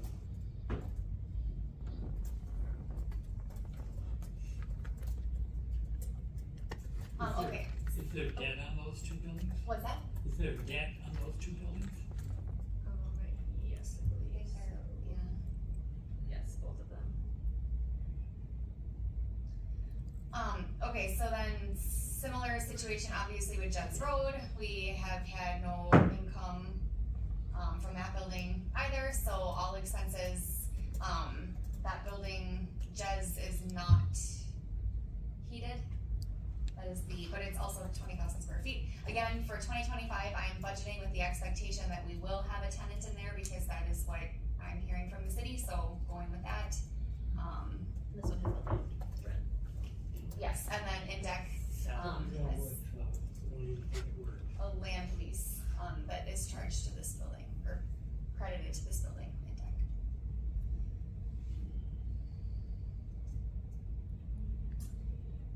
Okay, and then again, the assumption on this rent was the $3,000 per month, because again, I went off of the last lease that we had in place, thinking that we would not go down from that, we would only go equivalent or up from there.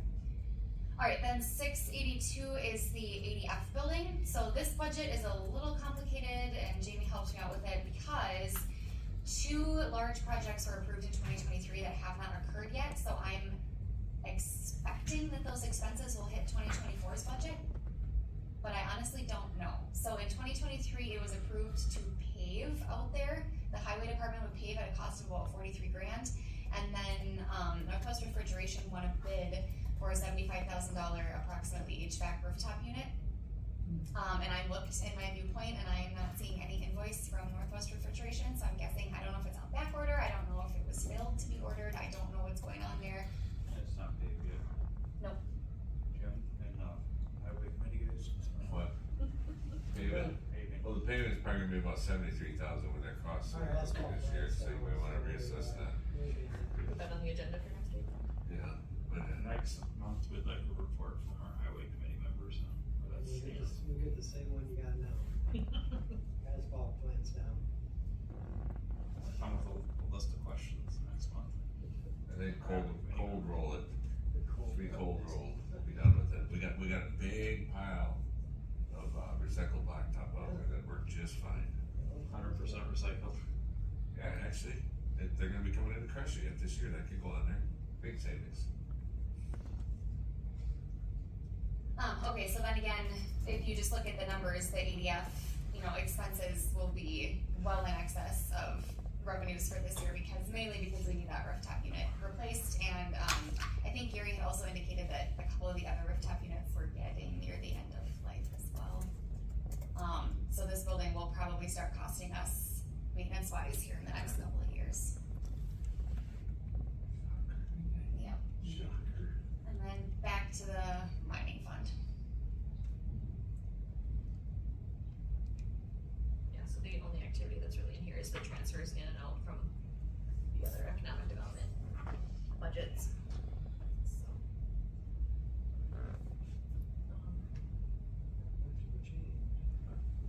Yeah. And I think you guys are technically the oversight for the CDBG budgets too. And I have those done, so if you wanna just knock those out, there's only 2 tabs. So, Carolyn, I worked with her on these numbers here. These are the revolving loan funds for homeowners. And so she budgets for what's gonna come in as revenue, as repayments, and then what's gonna go back out as admin fees to her. She gets 17% on the CDBG, 10% on the home. And so, this is just a revolving fund, so there's no levy or other funds coming into this. She's got a pre-approved list of people that loans have been approved for, and as money and funds come in, she sends those out, or, they have their committee meetings where the committee approves who gets those loans. If they are living in the house as their primary residence, they do not have to make payments until they sell it. So. How is that managed? When they sell, does the register of deeds knows the transfer is done and then how? It's recorded as a mortgage with the register of deeds when the loan is issued. Okay, so that's satisfied at closing then? Yes. It's lifetime, 0 interest until you sell. Right. Yeah, but there are some that, And you can pay it back early, yeah. yeah, and there's some that, some that make monthly payments, so these are pretty straightforward.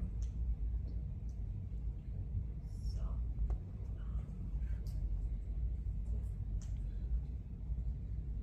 Do you guys have any questions on? Well, on some of these joint old buildings that are empty or anything, has there been any attempt to sell them? No, because the city is working a deal. Right. Yeah, that's the only reason they are empty is because the city's doesn't want them rented out right now. So the city's calling shots on. No, not really. I mean, yeah, they've got something in the works, and it needs to come to fruition. I expect some news next week or the next meeting. But my goal would be if they get it full, I wanna propose that we get out of it.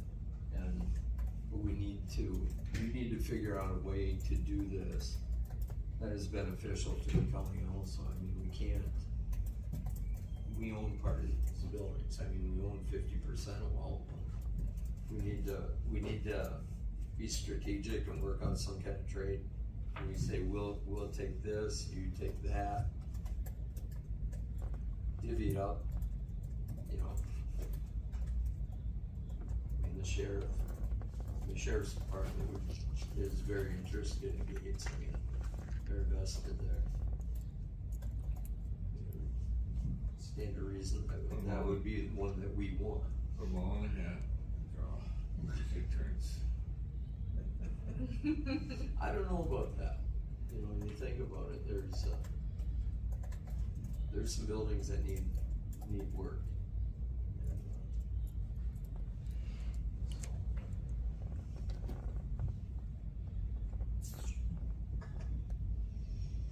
Okay, does that conclude all your numbers that we have to soak in? Yeah, I mean, I think that some of the finance ones you guys will have to revisit when we start doing budget committee meetings, but I don't really know that you'll need to look at the economic development and joint management ones, cause those are pretty well buttoned up for the CDBG, if you guys would agree with that. Kind of stated already, I mean, we'll add in the comprehensive plan once we figure out a little bit more on that. But that'll just change the mining amount if the grant doesn't cover 100%.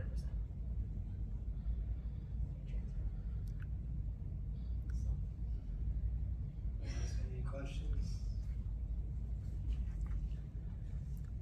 We'll move on then. Approval of the invoices. Approval of the invoices. Set up the annual report, there's quite a few in that gray folder there too. That would not be included in the payment approval report, and I can pull up any on the screen that you guys want to see. I know it's always dangerous to make an assumption, but I'm assuming the one that says Smith Heating, I'm assuming we're not paying a bill for 23. I'm assuming that's a typo.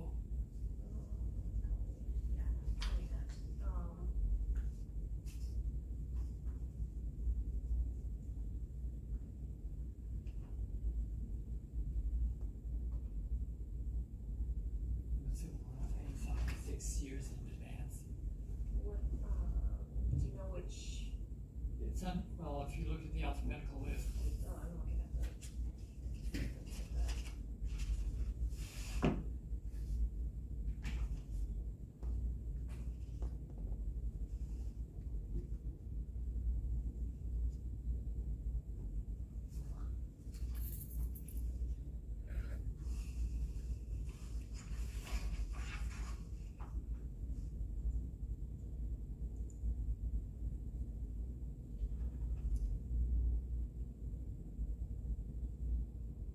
Yeah, that's just the typo in the invoice date, that wouldn't necessarily. checking. Yeah, if we're getting billed for labor, that's what they would have already done. Over there, January 7th, 2030. Yeah, Mm-hmm. I wonder if that really is from January of this year.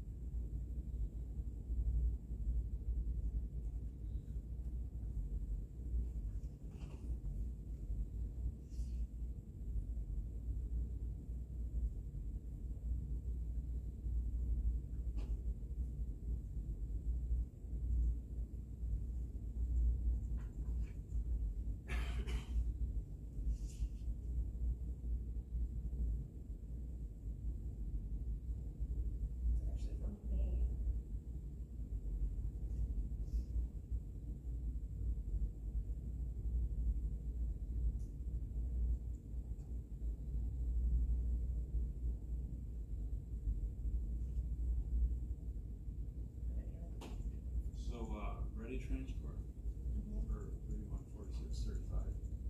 Inmate transports, that's for, drive the inmates to the other thing. Yeah, out of county housing transports, yeah. And then, Chippewa County, 16,815 for out of county housing. That's for the inmates we have also from Chippewa County. Yes. Is that the only county we have in this house? I believe so. Actually, I think that's. We're only in Chippewa right now, I think. Now, Ashley, when I talked to you yesterday, as far as you knew, we were still utilizing double bunking. What's that? When I talked to you yesterday, as far as you knew, we were still utilizing double bunking. No, I think the sheriff is taking away double bunking. I said DOC didn't take away double bunking. So if DOC takes away double bunking, we have to physically remove the bunk beds. It's my understanding that the sheriff has taken away double bunking. That was clarified, but, why did the sheriff take away double bunking? Because that was the threat as far as, if we don't, build a new jail, we're gonna have to, if we're out of compliance, the DOC will take away double bunking. Now, the DOC has not taken away double bunking,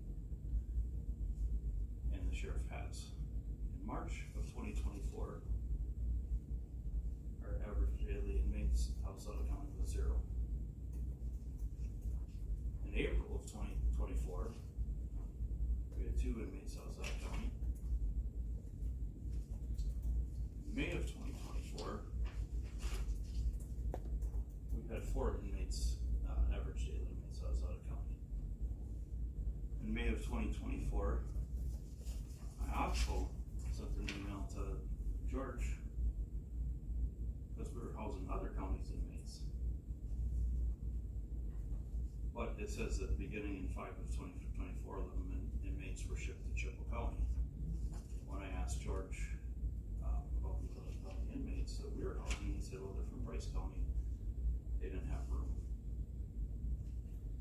He emailed Jeff the other day, and Mr. Grassman asked about, because I had heard that the state took away our bunking from an inmate who was in there. And that's what he was told by the jailers, or at least that's what he says.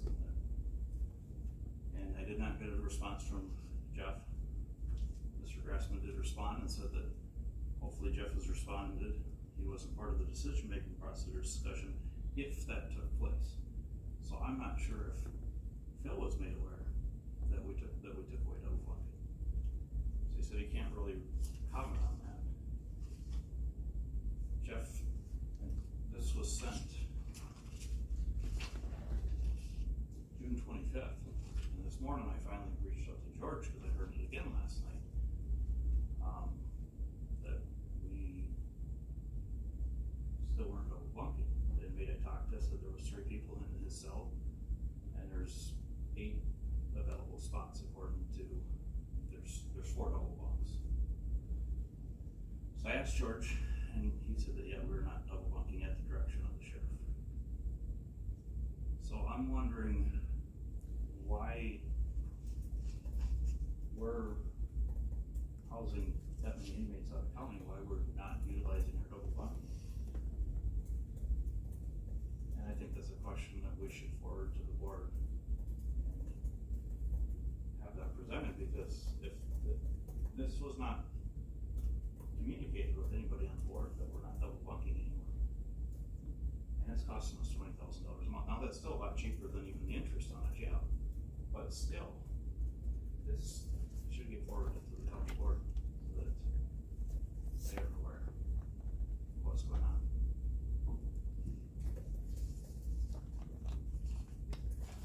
That's your decision. I don't really know Yeah, what to I say. don't- I mean, I I mean, that's, I understand where you're coming from, but, yeah. Right, so, I mean, if we're just dumping money down the toilet for fun, but do we not approve those invoices?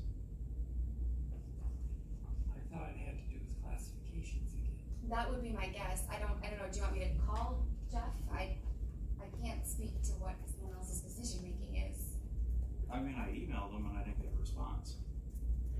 I don't know what to say. Yeah, why don't you call him and ask him, how many inmates, what classification, what beds are available?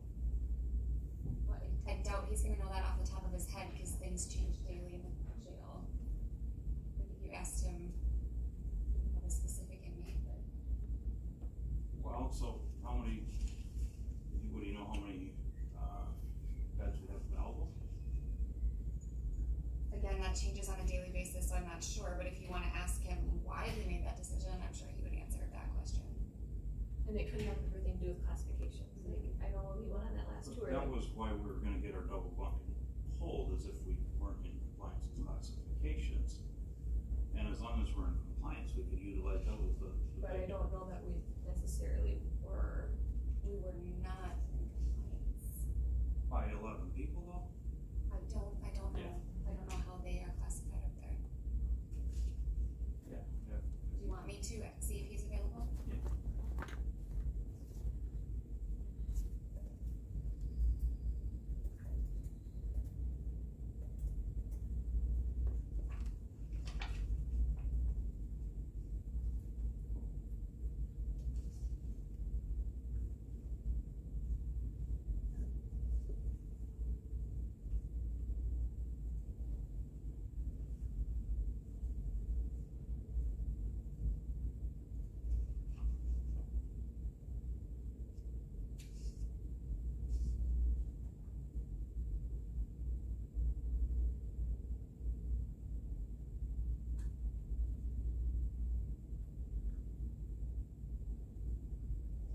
He didn't answer.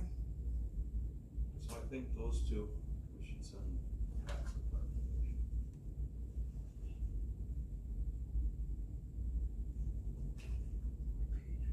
I mean, I am certain that we had inmates housed there, but, Right, as far as. so should we hold off on paying them, or? Yeah, I would wait off any clarification to see why we're paying them on the needs we are.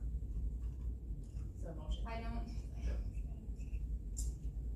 We've already incurred costs for services, I don't think that's good policy. And let me just make sure that that's one that didn't actually get paid yet. What's that? It's under ready. Chippewa County. But does somebody just hold on to Ready them with transfer. any amount of money they want? Ready transfer We is do not on take that. no action ever at finance? I'm just saying, putting an innocent company in the middle of whatever we've got going on isn't fair, is my point. Ready transfer. Or if Chippewa County, well, we don't wanna mess, we're not gonna, if you're gonna threaten not paying us, we're not going to house your inmates, and then we end up having to send them to Marathon County or somewhere else that. Like, I think you could send a motion back to emergency services for an explanation, but I don't feel right not paying people that have done Okay. a service So for how us. about this? Let's send it to the board for clarification.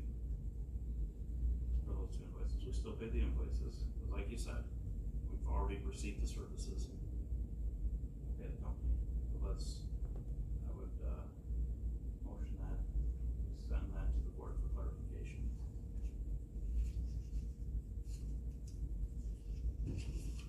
And there could be a reasonable explanation for it, it just, I don't have that, I don't feel comfortable. Something was brought up to us, was it last month, where was it brought up, county board, that we're housing out of county? Was it here? At finance, he said he certainly knows What about was that it. My finance? assumption was just the inmates were out of classification, not we took away the double bunking. Because that was the argument of why we need a new jail is if we lose the double bunking. And as far as I know, the state would not take away our double bunking as long as we're in. When we have been notified in some way, shape or form if there's DOC acted on the county? We would have a notification from DOC.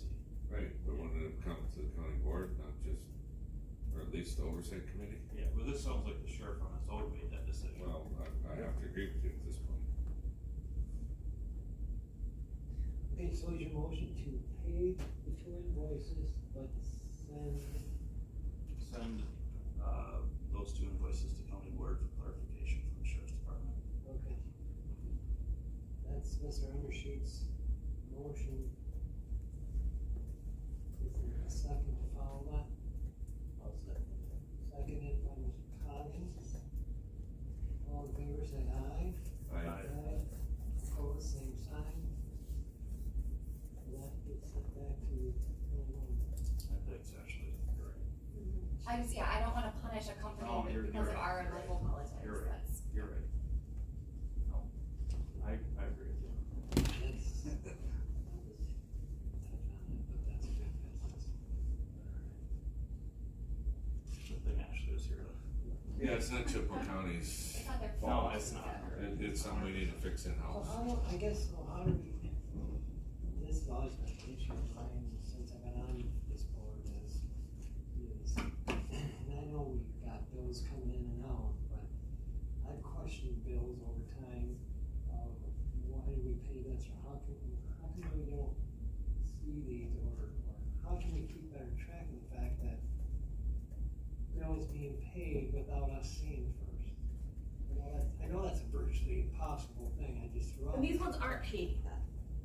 These are so in the financial procedures manual, there's a listing of what bills can be paid without finance committee approval. So it's like utility bills, trust fund payments, Normal functioning bills. health and human services bills. If something is paid by credit card, like, they're not asking for permission before they swipe their credit card or enter their credit card number in. So those things are still showing up on your payment approval report, so when you're looking at that payment approval report, you don't necessarily know what's been paid and what's going to get paid once you approve that. But I can show you how to look that up, or if you ever have questions, I can. But in the financial procedures manual, there's a listing of invoices that can be paid without prior approval. But the majority on there need approval first. I wouldn't say the majority, probably, because a huge chunk of them are credit card, a huge chunk. Yeah. You know, anything that's Amazon is obviously credit card, and that's like the first 2 pages usually. Well, I guess what I'm saying is the frivolous spending sometimes that comes through and I'll look at something and it's like, really? What is that? And then you get an explanation for it and it's like, you didn't even need it, but you ordered 100 of them. You see where I'm going with this? So we just spent X amount of dollars for something you needed 1 of, but we bought 100 of them. Or you spent money that you really didn't need to buy in the first place. I don't know how to keep a better track of this. And it Well- depends on the items, some items you probably stock and you go through 100, but the next thing, if you get an odd bolt. And some of that's kind of micromanaging, but Well, I know Right, it's you have, not you guys control pass either, a but- budget though, and you are directing the department administrator to oversee that budget. So if you let them have $5,000 for office supplies, you bet they're gonna spend $5,000 on office supplies, you authorized that. Okay, I see that point of it, but everybody complains about the And it fact how much money we piss away or we're throwing out. the It shouldn't be though, if you gotta, just cause you got money in the budget, you find a way to Oh, spend it. Phil, come on, it And I know- shouldn't be, I but that's the know, world I we know, live I know. in. Well, I'm with Phil on that one, it shouldn't be. It shouldn't be, right. I get it. That's what it is. Okay, maybe I'm just beating a dead point here, but I guess I look at things a little differently. I mean, just because I got $100,000 sitting in my budget doesn't mean I'm gonna wanna spend it all or purposely spend it. It might not be a little more. Do you think if like all budgets carried over, that people wouldn't be as tempted to just use them up because they got money in the budget? I guess it depends on their oversight. Honestly, I think when you carry over that budget, it just can, in some cases, encourage overspending. Yeah. If I would agree. you carry it over. Cause you have that to fall back on, if you overspend. I can see that. So then every year you don't have to be held accountable to that number. But at the same time, and if you wanted to save up for something, cause you're like, instead of coming back and all this year, let's add the whole thing to the budget. You're probably You're giving right. people a You're slush probably fund. right, I'm just. You're giving people a slush fund. Alright, Hey, look at it this way, You Phil. have to be $100 The June jail mills, I'm pretty sure are down from May. The June jail meals, I'm pretty sure are down from May. So we, Down from like 40. so we can save the, at least we saved. It's a lot. Jim, I'm not even gonna acknowledge you today. Proved you right in. I'm trying to put a positive on it.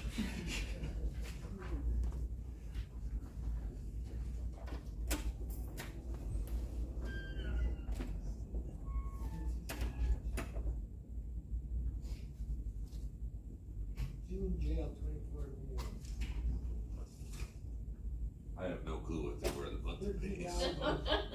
That's down, 13,608. down. By like a lot, like half maybe? At No, least no, half? no, I thought we were like 20. no, I think, We were I like think 20. about 18, 16. 18 to 20, I think, around it. It was a couple thousand, give or take. I think we could tighten that up, maybe less portions. No, that's governed. I know, But if you give them enough to treat. They actually, the May was up from April. Just kidding. But June is down. June is down by a lot, over 5,000 compared to May. Just for the record, I was just kidding. Maybe you too. And we got a rebate from Menards of $80, 15 cents. You gotta spend money to make money. alright, so is there any more question on the invoices, approval of invoices? We spent $4,000 for our grab tickets. For, yeah, client benefit and HHS. They spent about the same amount on truck and tractor pull tickets to send to families. I think that they've kind of streamlined, that process though from what it used to be like, you know, instead of sending each of these families on, say, like Dell's vacation, they are encouraging the local spending and going to the local activities and. But We only Jeremy would be spent able to- $45 for the Minnesota State Fair for client benefit, state fair.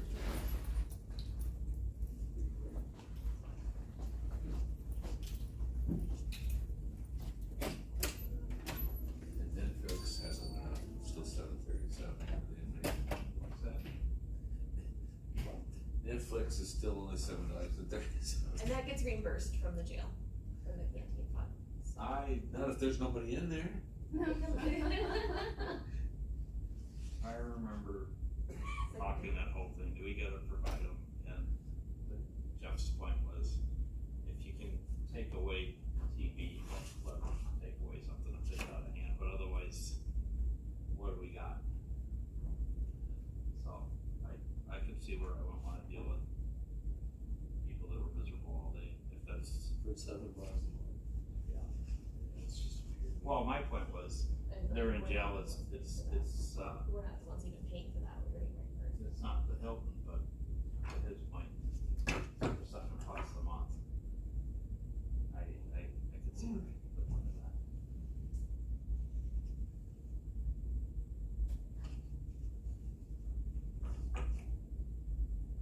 Terry, I thought Purple Cat used to be like, you guys gotta pay for all that now, huh? I thought they used to be kinda out of donations or something, or how did that work? No, Purple Cat, they don't come here anymore because she's only one person,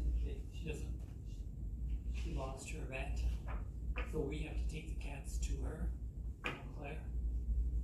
And all the other stuff has to go to Neilsville for the dogs and a lot of cats. There's nobody in the area who can do that kind of stuff. Oh, there are Sure, some if you wanna wait until 2025, Oh, so they're then like, you're going to be housing all the animals because you can't release them because they aren't neutered or spayed. oh, they're backed up all the way. Yeah, Dawn is constantly trying, and I think she got a cancellation appointment last week, otherwise it's like months. You might get like 2 in a year. Yeah, like, she's trying, she is. Rubber bands.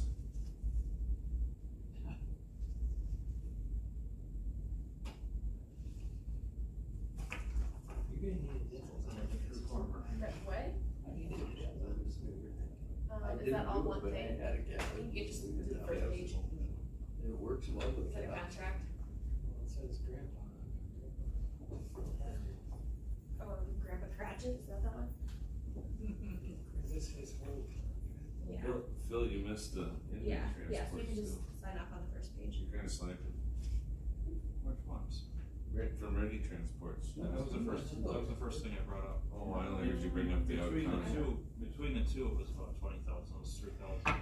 But the savings on the meals You guys offset can the give me the transport. contract next. Well, and I mean, there is that, it does offset some, but I forget I see that. it was not necessary. See, he's always trying to get me worked I already know what you're doing, because the reason I try to get you riled up is because you try to get me riled up all the time. I'm not fighting today. Is that a resolution that, is that older? No, well, these are my personal copies, Oh. he's hoarding all the paperwork over there. Oh, Did you send out that resolution for the bond in here? Resolutions are over here. So the green. It already went that way, yeah? Well, I haven't won either way yet, I'm just kinda making sure I'm signing the right stuff first. Phil, can I ask you two questions? Number one, if we send you the minutes that you had an issue with last time, will you double check them and make sure you're good? Yeah, before we get to board. And number two, will you help me and Connie write on the agenda what you want out of the sheriff? put it on there already. Okay, can you just confirm that that's what you want? Okay, thank you. Motion to approve the bill. Yeah. That the petition. What was approved? It was approved and seconded, or a motion made and seconded. That was just To for those send it two. I don't think he was approving the other. That was just for that, now we need to approve the actual invoice. Who bought 4 cases of mini donuts? The fair. Fair. She charged for them, she made some money. I I think think they're buying stuff for. Oh, that's where they're coming, that's. What's the I really didn't say a department. with, utilities, you're saying these municipalities, what? So, we do the municipalities do the tax collections through January. Yep. Then they turn them over to us. Yep. We don't sell for the delinquent utilities and delinquent specials until we collect it, so then, so somebody, well, or as, I think those ones we might do even monthly, so somebody comes in and pays the, especially if it's a delinquent, like a delinquent tax to begin with, like a prior year. So that's called utilities, it's not utility, I'm thinking. Well, like some of our municipalities, like the Village of Hawkins, Yeah, Village of Sheldon. Yeah, so the Sheldon would have like a water and sewer utility, so if a taxpayer does not pay their water and sewer bill, they can put it onto the tax roll. Oh. So it shows up on their okay. tax bill, as Okay. a delinquent utilities, so May 21st. that it could be collected that way. I didn't realize you could do that.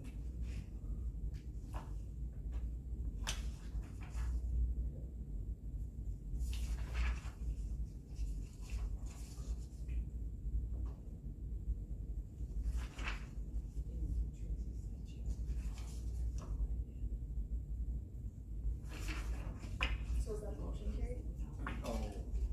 No, Phil's gonna. Delinquent utilities. Is there, That's what I just asked, yeah. I'm sorry, I I'm know. just reading so hard over here that. so some of our municipalities, like the villages and the city have, municipal utilities. If a taxpayer doesn't pay them, they just put that place onto the tax roll, so they have to pay them with their taxes, and then once we collect that, then we remit it back to the municipality. Sorry, Brian. I had already got the. I was zoned out, I was not listening to it. I only listen when Phil talks. You saying the rest of us are for? No, it's just, I like the key on Phil, what he says usually gets my attention. Are we still on what invoices? Yeah, Terry, you wanted Phil to make the motion to approve it? For somebody to approve. I'll make the motion to approve the invoices. Motion by Mr. Memchis to approve the invoice, is there a second? I'll second being Phil first today. Second by Mr. Meyer, all in favor, say aye. Aye. Out of county travel, There's one there, to send 2 of our employees to our civic symposium conference in the Dells in September. It's an annual conference that our software company does, and the reason we're sending 2 is because they have, breakout sessions, so there's different sessions during each time slot. That's the one you sent out on the back. Or The motion. 55. So you go, I think Brittany and Sky are gonna go. What's that? 11:55, 10, basically, yeah. I mean, yeah, I'm going to 2 other conferences in September, so. Oh. I'm like, I don't think I need a third.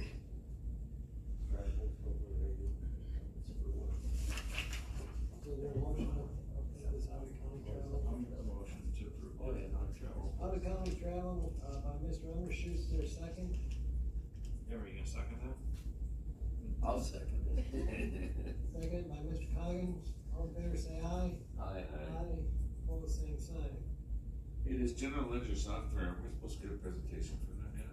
Isn't that the thing that we approved, like, when we got to like fall? That was That's, coming in budget 2020. software, that's different software. They're gonna come in sometime and give us a presentation or I something certainly before can the. have them do that, I forgot to. So, budget. You got to like October, November to. Yeah. We start that in 2025, right? Yeah, but I Right, but didn't we've put that got in my till this budget. fall if we wanna change our mind on the contract. Yeah, thank you for the reminder. I remember one other time and I forgot to tell you. okay, moving on to reports, treasurer's report. Well, I never got a chance to look at it, seeing how she never gets it out until 11 o'clock today in the meeting. You want me to ask her to get it sent out? Yeah, I mean, honestly, I think she can knock that. everybody else does. Yeah, I'll send her, Pardon? Mine's not much to mine. I'm not too worried about that. Well, this is, you're presenting it too. Right, but at least 24 hours in advance. that would be nice. Have I got any questions on that?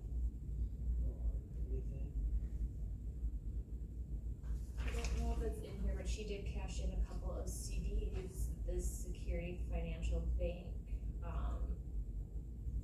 actually, these 2, that was in July, yeah. Did she just roll them over there? They're sitting in a money market right now, I'm not sure what the plan is, but it's a 5.2% interest rate in that money market, so that's, yeah.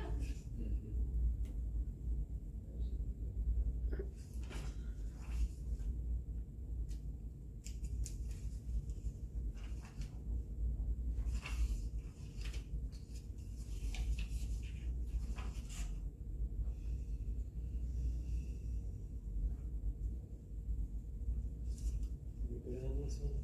Anybody got any questions on it?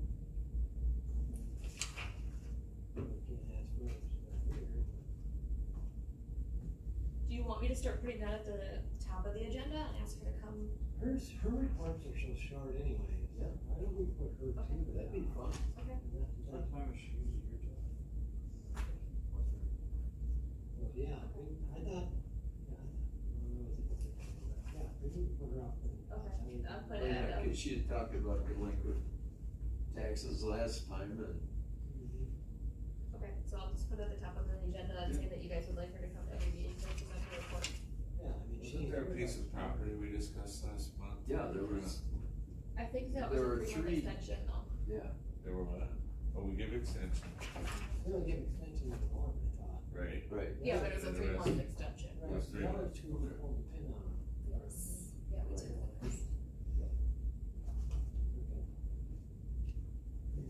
Alright. Moving on to number 10, administrative coordinator report. Okie dokie, so from the personnel committee, and Jamie, I don't know if you wanna present on this, but Sky? Oh, Okay, so Sky is going to be transferring back out to highway to be our highway accountant.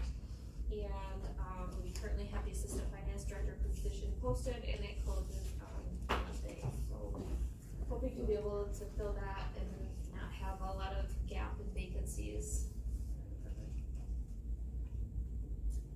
okay, then the other thing, this went through personnel as well, the register of deeds will have an LTE deputy 2 for an absence in that office for about 6 weeks, but there will be some,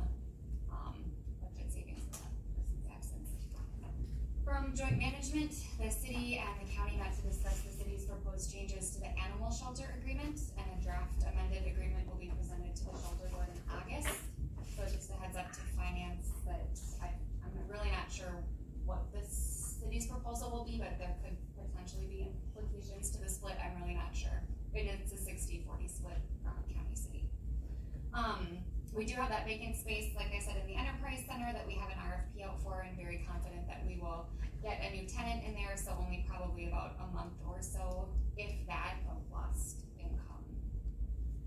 Ad hoc construction updates, Mr. Caleb has put proposed, appointments on the board agenda for Tuesday. He has to serve as, chair as the way the resolution is written. The proposed finance, member is Ms. Brian Coggins. The proposed property member is, Terry Wedwick. Emergency Services, Tom Kudo, and then the at-large member, Stacy Zimmer. So those are on the agenda for approval by the board Tuesday. Good choices. Good choices. As far as the, Members will accept their nominations. so Wedwick, Kudo, and Caleb are returning members. The new appointments would be Mr. Coggins and Mr. Zimmer. So I suppose we should probably ask John If they Bill don't, accepts. if they don't, Phil will fill it. I was No, actually no, thinking that's fine. Bill would be really good on that. Which committees you sit on that, we can put him on that. Finance. Cause you have Brian as your finance person. It's up to you and Phil. I'll let, Brian take that. Okay, you heard him say it. I'll sit on that. If you got time, I know I got about a bunch. When's it gonna be? I don't know yet. Every week. Not in the mornings, right? No, Okay, I'm an afternoon type guy too. Okay. all right. Okay. Okay, I'm sorry. Okay, the old hospital site, we received one proposal back, you guys got that in your email, the next step is that it's reviewed at the property committee, and then they'll determine what happens from there. The Oak Leaf area, 1201 Lake, the RFP is out until August 30th.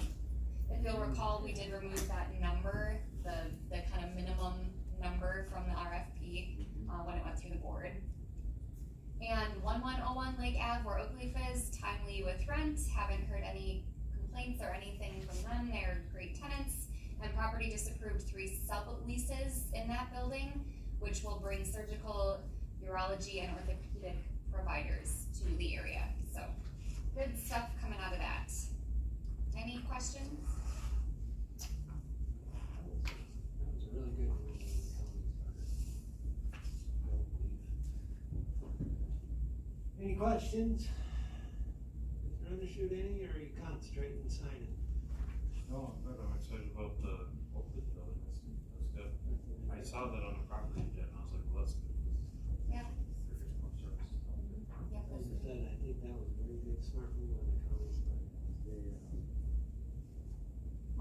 My wife works there and she said that they intend to have quite a few, they anticipate having way more specialists available going forward than what they did even as Privet. I think they're gonna grow slowly, or consistently, I should say, which is good for this area out here. I'm excited for it. County clerk's report. Oh, it's me. Jill has returned, full-time this week. And, we're gearing up for the upcoming election, we're getting everything ready, we just have, we have to wait for the poll books yet to print those, and then we have everything ready. Open record software, we are up to 43 from 7/1 to 7/17. We have 5 that are unanswered yet, they're either no payment or need clarification. And I have no out-of-county travel. We have 39 marriages, and now we're at the dog license, we're getting $30. It's a $30 late fee. Yeah, that's where we're at. 39 marriages. Bars are gonna be full. Well, that's from January. We usually average about 70, somewhere in there. If we were closer to a bigger city, it's, so anybody can come here now from the state of Wisconsin. So, you know, it just kind of streamlines, but we're just too far away, so nobody's coming here to get them.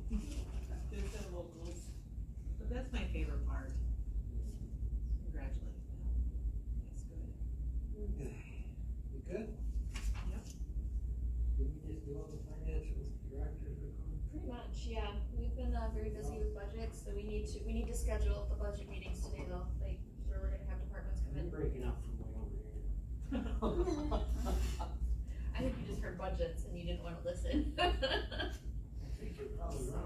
We've got a few departments that have sent theirs back already, but they are due back to us by the 26th of this month, where we will kind of take a preliminary look through it, ask them some questions to try to get things straightened out before So they things present to start you. getting busy starting next month for us.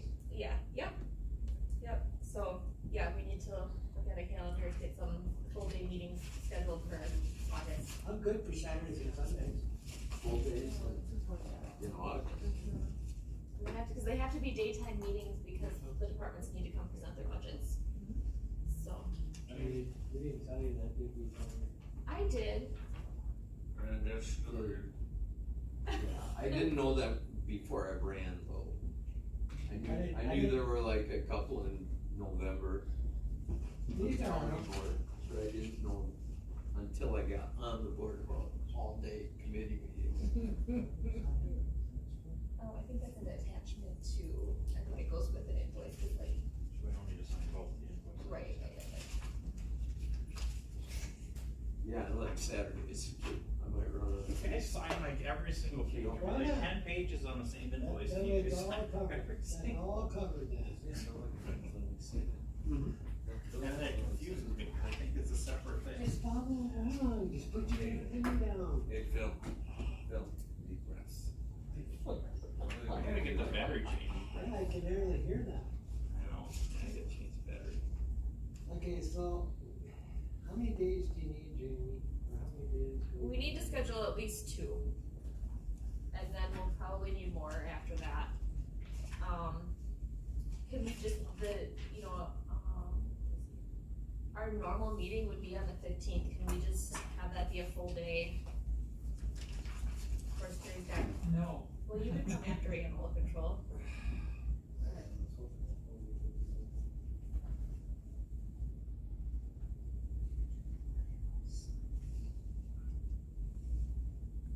Were we looking at the 15th? I was wondering if we could just, I can do the whole thing on the 15th. We got it. but that's our normal finance committee meeting day. August 15th. Well, if we do a whole day of fucking meetings. You think we can get this very well? Maybe that was Friday. August 15th. We're gonna need at least 2 days, at least 2. No, I'm going to a men's camp in Toronto.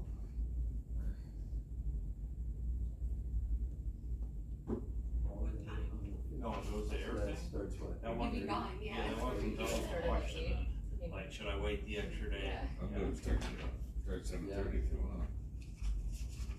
And some departments would be here. Sheriff would be here. Right, I will be here. Up to everybody else.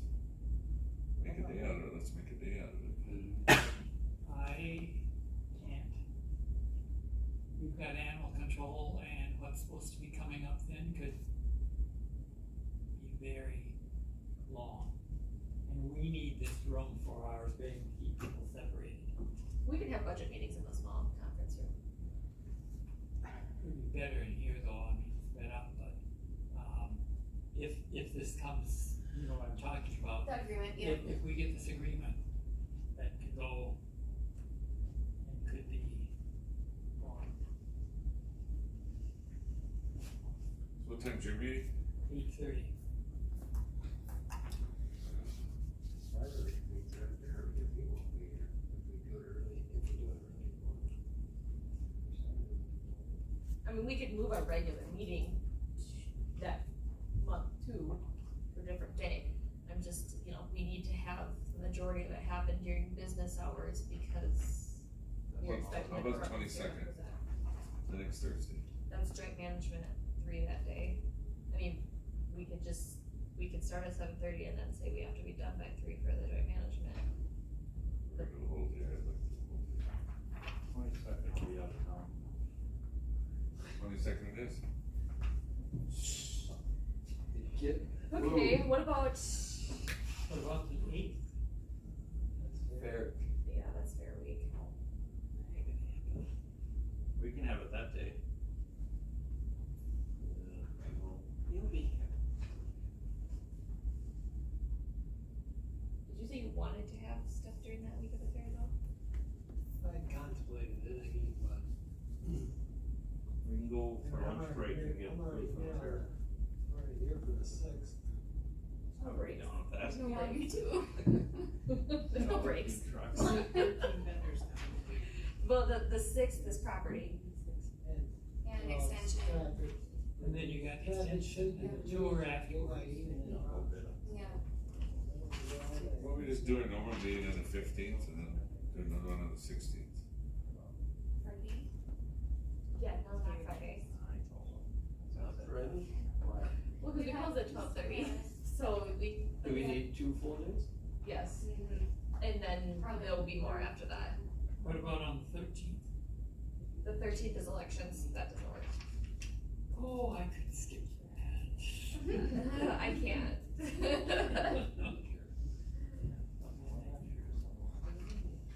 Well, it's the following week, like the 13th. I'm the chief election inspector for. 19th is Yeah, highway. I do. What? 19th is highway, 20th is forestry. We could, I mean, is highway gonna be a long meeting that day, because then highway could just start off with.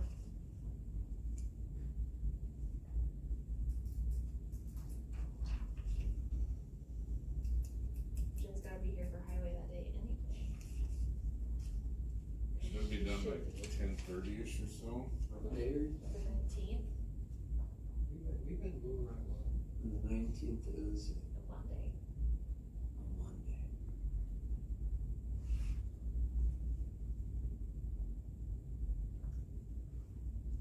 We'd have to schedule the other day to not be that week. Because Jared's gonna be off that week.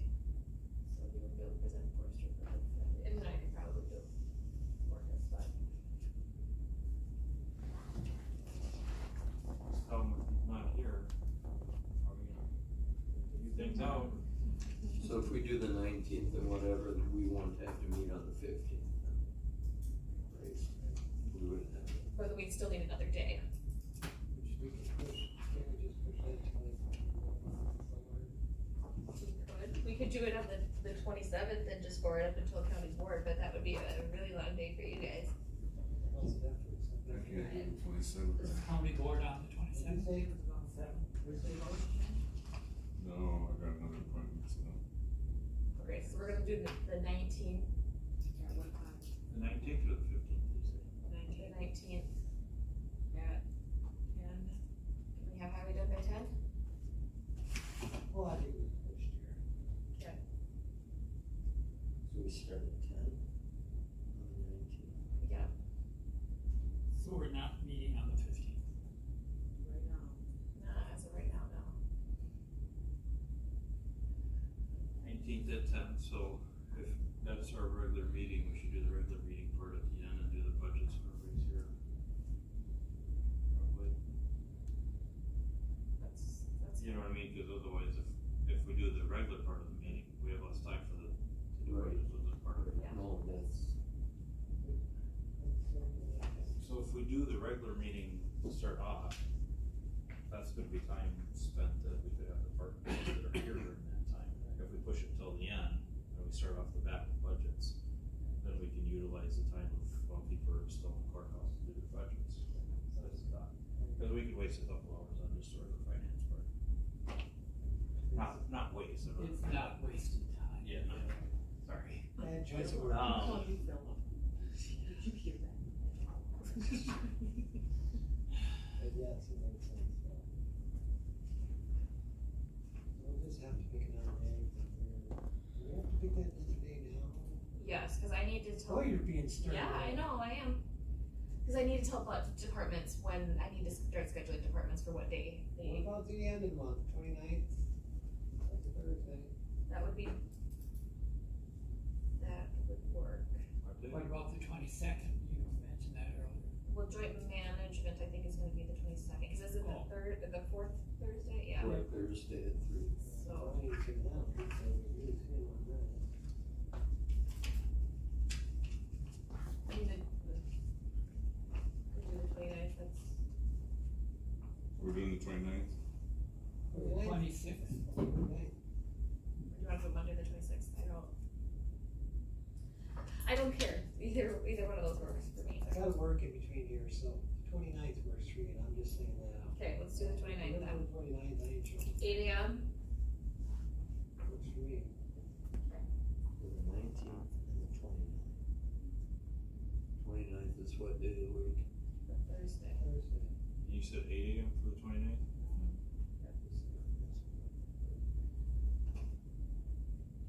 That gonna work for you, Brian? Well, if you can't make it, then, I've gotta make it work. I mean, it's, oh, joint management's on county board calendar for that day, but is that right? The 29th? I was thinking it was the third Thursday. it's Fourth the Thursday, last- fourth it's the Thursday. last Thursday. The last Thursday? Well, then, you're We'll meeting just- on the There's 29th. 5 Oh, wait. Thursdays. Oh, there's 5. We'll just make, Fine. we'll You're just, meeting on the 29th. Right. we're meeting this, 22nd. So he we'll, can change that. we'll, We'll just change it. we'll have it set for the 22nd. Okay. So the 29th, yeah. 29th, because there's 5. So right now, we're meeting on the 19th at 10 and the 29th at 8. Yes. Tell them to know. The Can I 19th kick ADRC out of here? Monday. Just tell him. It's yeah, it's not a very big meeting.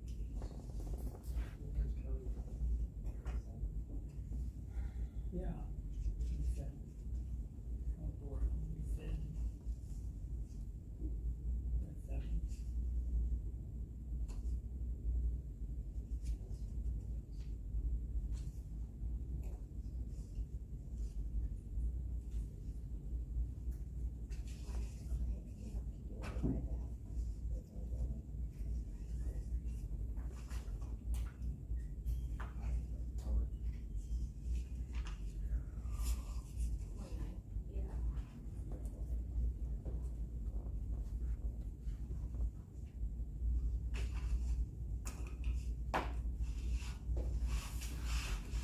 Alright, so if y'all got everything set in, dates, times, Yes, I everybody will good with them?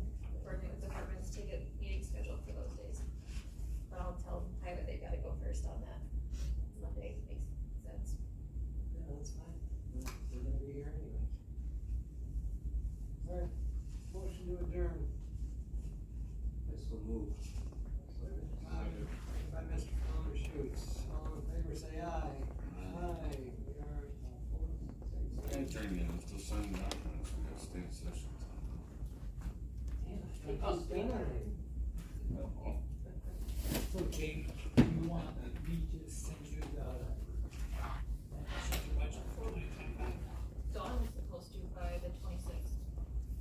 Okay, Jamie, are you gonna tell these guys, ADRC to, Yeah, yep. you're in. Okay, thank you. Yeah, she knows that she has to have it to me by the 29th, or the 26th. we quickly reviewed it today. Yeah, cause the city's already asking for it. City can wait.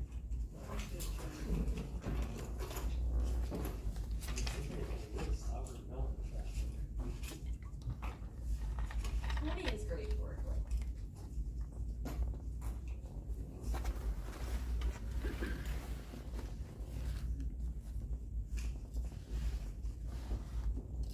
This short meeting is just a teaser.